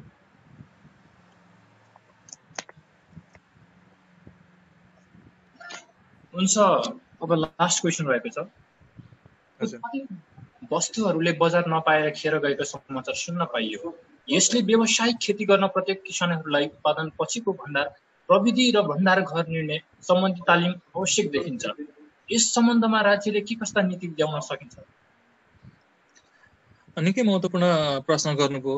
हामीले चाहिँ लामो समय केमा खर्च्यौँ भने उत्पादन कसरी गर्ने, उत्पादन कसरी बढाउने, होइन? त्यसको चाहिँ भण्डारण कसरी गर्न सकिन्छ अथवा त्यसको चाहिँ प्रशोधन कसरी गर्न सकिन्छ भनेर गर्दै नगरेको होइन, तर त्यसमा चाहिँ हामीले अलिकति कम प्रायोरिटी दियौँ, होइन? त्यस कारणले चाहिँ हाम्रो आफ्ना अहिले पनि कुरा गरेँ इन्डिजिनियस टेक्नोलोजी, त्यो इन्डिजिनियस टेक्नोलोजी पनि हामीले बिर्स्यौँ कि। जस्तो अब यो लकडाउनको बेलामा हामीमा मात्रै होइन, इभन त्यो हामीले अमेरिका भनेर भन्ने गरेका छौँ। अमेरिकामा उत्पादनहरू, उपजहरू, कृषि उपजहरू बारीमै सडिरहेको छन्। अमेरिका जस्तो देशमा जहाँ कि वेल मेकानाइज छ, वेल इस्टाब्लिस सिस्टम छ, त्यहाँ पनि बारीमै छोडेको अवस्था छ। भनेपछि हामीसँग त स्ट्रक्चरली पनि विक छौँ, हाम्रो नेटवर्क पनि डेभलप भएको छैन, हामीसँग प्रोसेसिङ त्यस्तो प्याकेजिङ गर्ने टेक्नोलोजीहरू पनि छैन, डिमान्ड स्क्याटर छ। यस्तो अवस्थामा पनि हाम्रा केही न केही चाहिँ उत्पादनहरू बिकिरहेका छन्, त्यसमा खुसी हुनुपर्ने अवस्था छ। तर जसको उत्पादन बिकेन नि उहाँलाई त ठुलो चोट परेको छ नि। त्यस कारणले त्यसलाई इन्डिभिजुअल यसले ठुलो म्याटर गर्छ। र यसमा अर्को महत्त्वपूर्ण कुरा के हो भने जुन प्रोसेसिङ पछि हामीले अहिले जोड्न खोजेको कुरा जुन इन्डिजिनियस टेक्नोलोजी, हामीले सामान्य तरकारीहरूको चिरा पारेर सुकाउँदाखेरि पनि त केही न केही हामीले प्रिजर्भेसन गर्न त सकिन्थ्यो नि। जस्तो हिजो आज तपाईँले हेर्न सक्नुहुन्छ, विशेष गरी चितवनका किसानहरूको आइरहेको थियो न्युज टिभीमा, मैले हेर्दै थिएँ जुलुक्क। उहाँले चाहिँ करेलाहरू, भिराम्लाहरू के छन् उहाँहरू सुकाएर राख्नु भएको थियो। अचार बनाउने हाम्रो इन्डिजिनियस टेक्नोलोजीहरू थियो, त्यो टेक्नोलोजीहरू हामीले युज गर्न बिर्स्यौँ। अर्को एउटा एज ए टेक्निकल पर्सन अथवा एज ए प्रोफेसन, हामी चाहिँ एउटा टेक्निकल प्रोफेसनको रूपमा भन्नुपर्दा हामीसँग हार्भेस्ट डिलेका पनि केही टेक्नोलोजीहरू थिए, त्यो हार्भेस्ट डिलेका टेक्नोलोजीहरू हामीले चाहिँ डेसिमिनेट गर्न सकेनौँ, अथवा त्यो हामीसँग वेल इस्टाब्लिस गरेर डकुमेन्टेसनै थिएन। जस्तो उदाहरणको लागि गोडमेलाहरू फल्दैछन् भने तपाईँको फुलमा कहिलेकाहीँ फुलै चुँड दिनुभयो भने त्यसले चाहिँ न्युट्रिएन्ट लिने कुराहरू अथवा त्यसको चाहिँ म्याचुरेसन डिलेका कुराहरू यी यावत कुराहरू थिए, त्यसमा पनि हामीले चाहिँ इफेक्टिभली काम गर्न सकेनौँ। त्यो कसरी एउटा चाहिँ इन्टेन्सनल डिले कसरी गर्न सकिन्छ अथवा कहिलेकाहीँ चाहिँ इन्टेन्सनल्ली प्रिम्याच्युरेसन कसरी गर्न सकिन्छ, यो भनेको अबका रिसर्चका मेजर थिमहरू पनि हुन्। र त्यसपछि चाहिँ एकदमै इम्पोर्टेन्ट पार्ट हो जुन क्वेसनमा पनि भन्नुभएको छ, त्यसको पोस्ट हार्भेस्ट कसरी म्यानेज गर्ने। जस्ट हामीले प्रोडक्सन मात्रै गरेर हुँदो रहेनछ, त्यसको चाहिँ प्याकेजिङ कसरी गर्ने, त्यसको मिनिमम स्टोरेज कसरी गर्ने। अहिले जुन कोल्ड स्टोरको एउटा फेसन आएको छ, cold store as a fashion होइन, जुन हामीले चाहिँ सानैदेखि पढेको कुरा, धेरै हामीभन्दा अग्रजले पनि पढेको, कोल्ड स्टोर नभएर देशको विकास भएन भनेर पढ्यौँ, लेख्यौँ, त्यही लेखेर पास भएर आयौँ, त्यही अनुसारमा हामीले जागिर खाइरहेछौँ। तर अहिले कोल्ड स्टोर आउँदाखेरि कोल्ड स्टोर एउटा विकृतिको रूपमा आएको छ। भन्छ एउटा ओभरअल म्यानेजमेन्टका कुराहरू, एज अ सिस्टम यसले कसरी काम गर्छ भन्ने कुराहरू चाहिँ महत्त्वपूर्ण कुराहरू हुँदो रहेछ। अर्को म यहाँहरूलाई एउटा सेयर गर्न चाहन्छु, भोलि तपाईँलाई काम पनि लाग्ला। हामीले केही समय अगाडि जिन्जर कम्पिटेटिभनेस प्रोजेक्ट भनेर चाहिँ WTO को एउटा प्रोजेक्ट थियो, SDPIF को प्रोजेक्ट, NGPTA भन्ने जुन जिन्जर एसोसिएसन छ उनीहरूसँग मिलेर सरकार PPP भनेर जुन भन्छौँ, पब्लिक प्राइभेट पार्टनरसिप, PPP मा त्यो एउटा वासिङ फेसिलिटी डेभलप गऱ्यौँ, त्यसमा चाहिँ हाम्रो प्रोसेसिङसम्म गर्ने भन्ने कुराहरू थियो।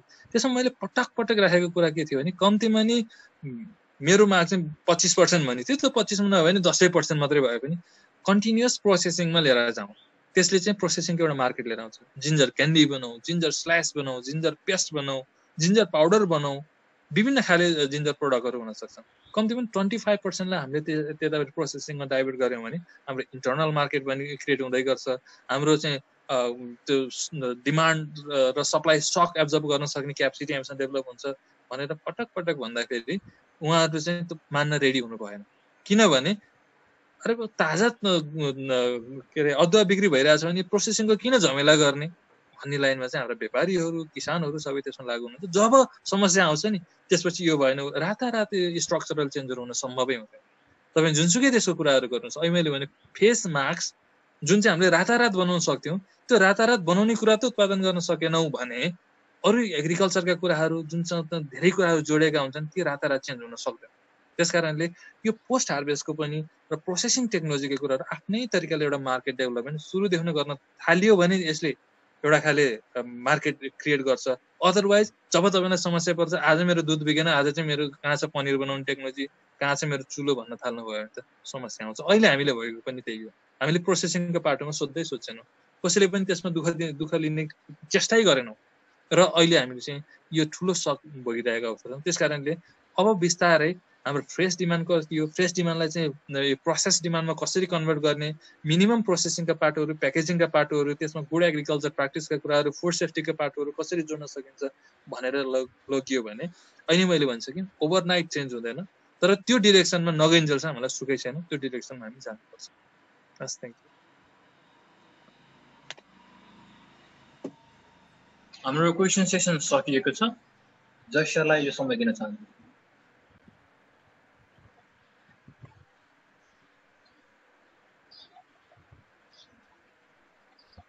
Thank you. Here we came to finish our technical session with questions of participants and promising resolution from our presenter, Mr. GC. Now, I would like to request Mr. Rakesh Acharya, coordinator of agriculture of Nepal Polytechnic Institute, to put some remarks, short remarks on it.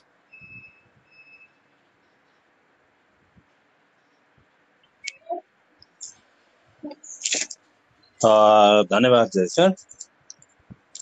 जो सुनिराख्नु भएको छ? Hello, आजको जुन हाम्रो यो webinar भयो त्यो potential structure changes of agriculture after COVID-19 भन्ने जुन हाम्रो अर्जुन सरले निकै नै महत्त्वपूर्ण र एउटा कृषि अध्ययन गरिरहेका विद्यार्थी र कृषिप्रति चासो राख्ने जति पनि हाम्रो सरकारवालाहरू हुनुहुन्छ उहाँहरू सम्पूर्णलाई चाहिँ यो एउटा एकदमै लाभदायक एउटा प्रेजेन्टेसनको रूपमा हामीले लिएका छौँ। र अझै यसमा के छ त भन्दाखेरि जति पनि एग्रिकल्चरका स्टुडेन्टहरू हुनुहुन्छ उहाँलाई त मलाई लाग्छ फर्स्ट सेमिस्टरदेखि त 8 सेमिस्टरसम्मको धेरै विषयको सिलेबस नै टच भइरहेको छ आज। मैले सुरुबाटै हेरिराखेको सरको जुन चाहिँ हामीले फर्स्ट सेमिस्टरदेखि त जुन इकोनोमिक्सका कुरा हुन्छन्, पोस्ट हार्भेस्टका कुरा हुन्छन्, पोलिसी एन्ड प्लानिङका कुराहरू हुन्छन्, यी धेरै कुराहरूमा चाहिँ सरले आज प्रश्न पारिदिनु भयो। त्यसका लागि म नेपाल पोलिटेक्निक इन्स्टिच्युट को तर्फबाट सरलाई धेरै धेरै धन्यवाद दिन चाहन्छु र आगामी दिनमा पनि सरबाट हामीले अझै पनि फर्दर अझै यस्ता कार्यक्रमहरूको अपेक्षा गरेका छौँ र सहयोगको लागि फेरि अपेक्षा राख्दै सरलाई पूर्ण धन्यवाद दिँदै यो आजको कार्यक्रममा सहभागी हुने सम्पूर्ण जति पनि पार्टिसिपेटहरू हुनुहुन्छ, अर्गनाइजर टिम सम्पूर्णलाई चाहिँ म धन्यवाद दिन चाहन्छु। हस्, धन्यवाद। Thank you, Mr. Acharya, Coordinator Agriculture, Nepal Polytechnic Institute. Dear participants, please remain till end of the session. The college has an announcement for you all. Now, likewise, I would like to request Engineer Baburam Upadhyay, Managing Director of Nepal Polytechnic Institute and Nepal Polytechnic Institute Educational Network, to deliver his vote of thanks. Thank you.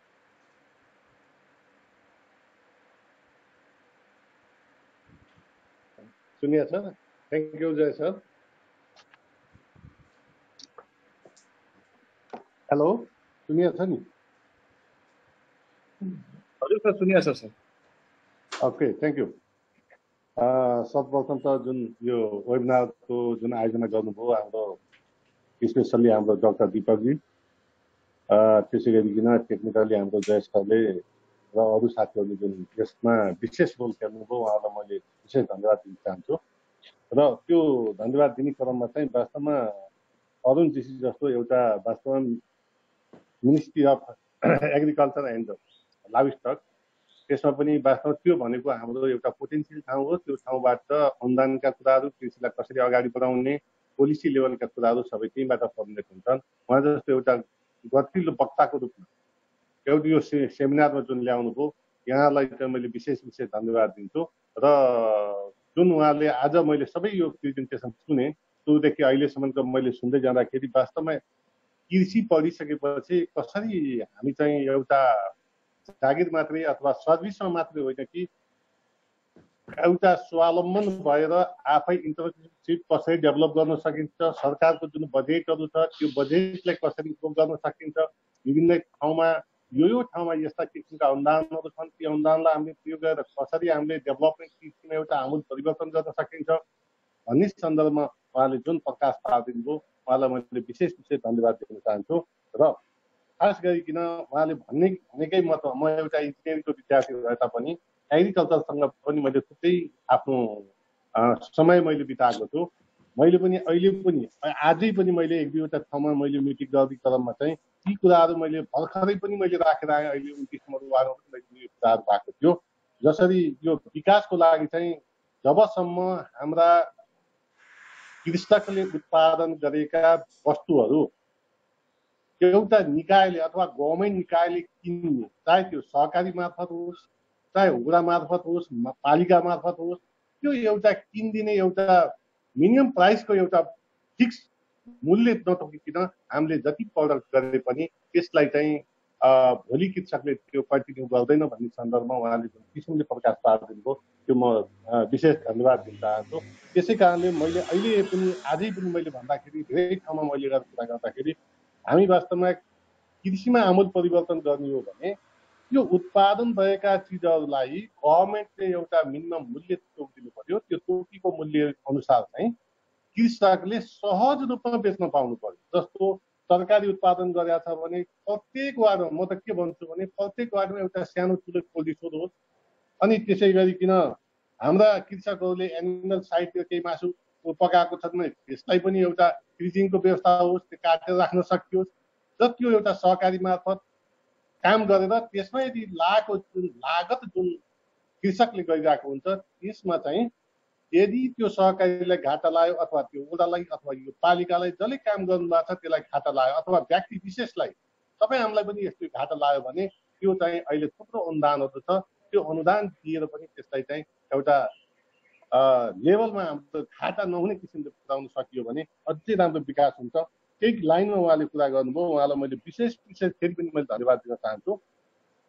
र यो webinar सञ्चालन गर्दाखेरि मैले हाम्रा विद्यार्थीहरूले अब कति agriculture पढेका विद्यार्थीहरू वास्तवमा सर्भिस बाहेक यो व्यवसायीकरण गरेको छन् त, त्यो व्यवसायीकरण जाने विद्यार्थीहरू कति सफल भएको छन् त। यदि यो अबको हाम्रो फेरि पनि सेमिनार हुँदै गर्दाखेरि त्यो किसिमको डाटा त्यो किसिमको भयो भने हाम्रा विद्यार्थीहरूमा एउटा मनोबल वृद्धि हुन्छ। वास्तवमा धेरै साथीहरूले गर्नुभएको रहेछ, त्यो गरेको कारणले गर्दा उहाँ त्यो लेभलमा पुग्नुभयो। जस्तो मैले एउटा बिजनेसको हिसाबले पनि मैले यो हेर्ने क्रममा चाहिँ जस्तो यो चितवनलाई एउटा कुखुरामा आत्मनिर्भर हामी भन्छौँ, र त्यहाँ थुप्रै बिएससिएजी बिबिएससिएज गरेका थुप्रै साथीहरू हुनुहुन्छ, उहाँले पाल्नु भएको छ। उहाँले पालेर उहाँले एउटा आत्मनिर्भर अथवा राम्रो इन्कम जेनेरेट गर्नुभएको छ।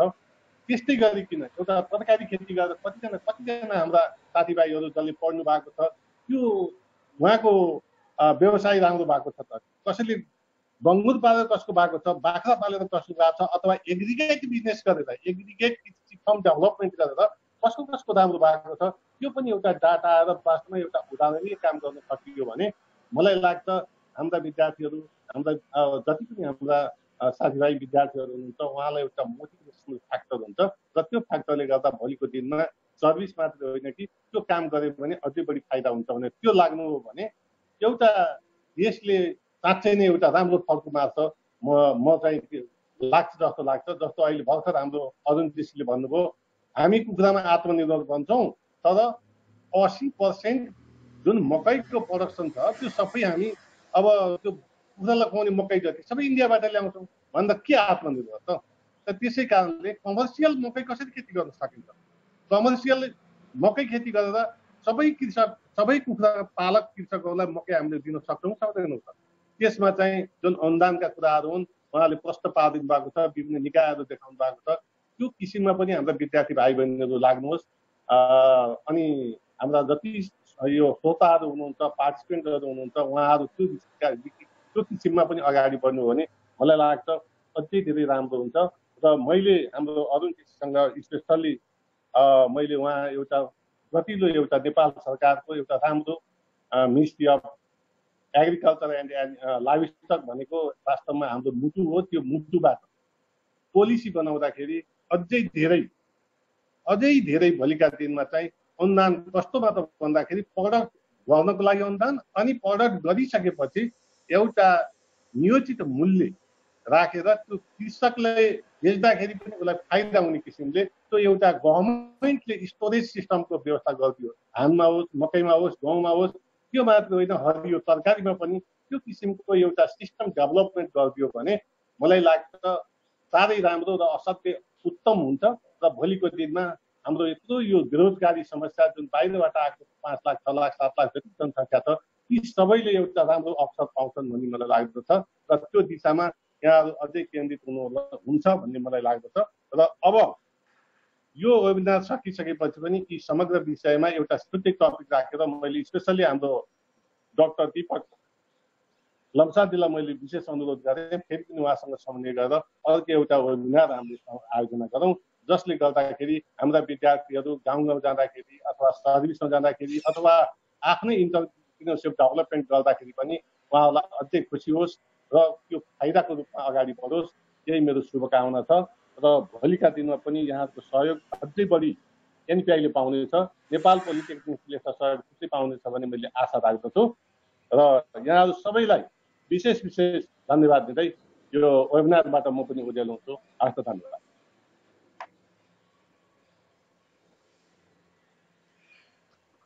Thank you, Engineer Baburam Upadhyay sir, Managing Director of Nepal Polytechnic Institute Educational Network, for your remarkable vote of thanks to our speaker, Mr. GC, and participants. Now we would like to request. Now we'd like to end the program. Would like to request Mr. Speaker to put few words regarding the program. धन्यवाद sir. मेरो त भन्नुपर्ने कुराहरू सबै नै सकिनै सके।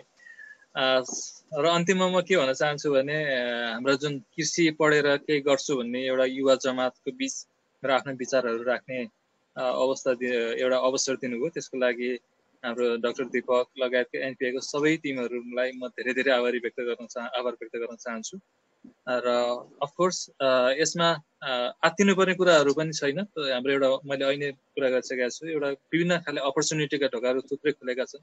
त्यो अपर्च्युनिटीका ढोकाहरू कुनै एकजना अथवा कुनै एउटा तबकाले मात्रै त्यसलाई धकेलेर हामीले त्यो अपर्च्युनिटी क्याप्चर गर्न सक्ने अवस्था छैन। त्यसकारणले हामी सबै नै आफ्नो तर्फबाट कसरी एउटा एकबद्धता भएर एकमत भएर एउटा कमन बोर्डमा एउटा कमन अन्डरस्ट्यान्डिङमा कसरी जान सकिन्छ भन्ने कुराले नै हाम्रो देशको भविष्य नै निर्माण गर्ने कुराहरू हुन्छ। त्यसकारणले आफ्नो देश रहे सबै कुरा रहने रहेछ भन्ने कुरा कोरोनाले पनि अझै प्रश्न पारेको छ। यसमा चाहिँ हामी सबैले सोचौँ, सबै क्रिएटिभ हौँ, एउटा चाहिँ सकारात्मक सोचले र एउटा रचनात्मक तरिकाले हामीले कसरी अगाडि बढाउन सकिन्छ कृषिको लागि, अझै यो कृषि चाहिँ एउटा सम्मानजनक पेसा कसरी बन्न सक्छ भन्नेतिर सोचौँ भन्ने अनुरोध गर्न चाहन्छु र मलाई यहाँ बोलाइदिनु भएको मन्त्रीमा फेरि पनि सबैजनालाई धन्यवाद व्यक्त गर्न चाहन्छु। Thank you.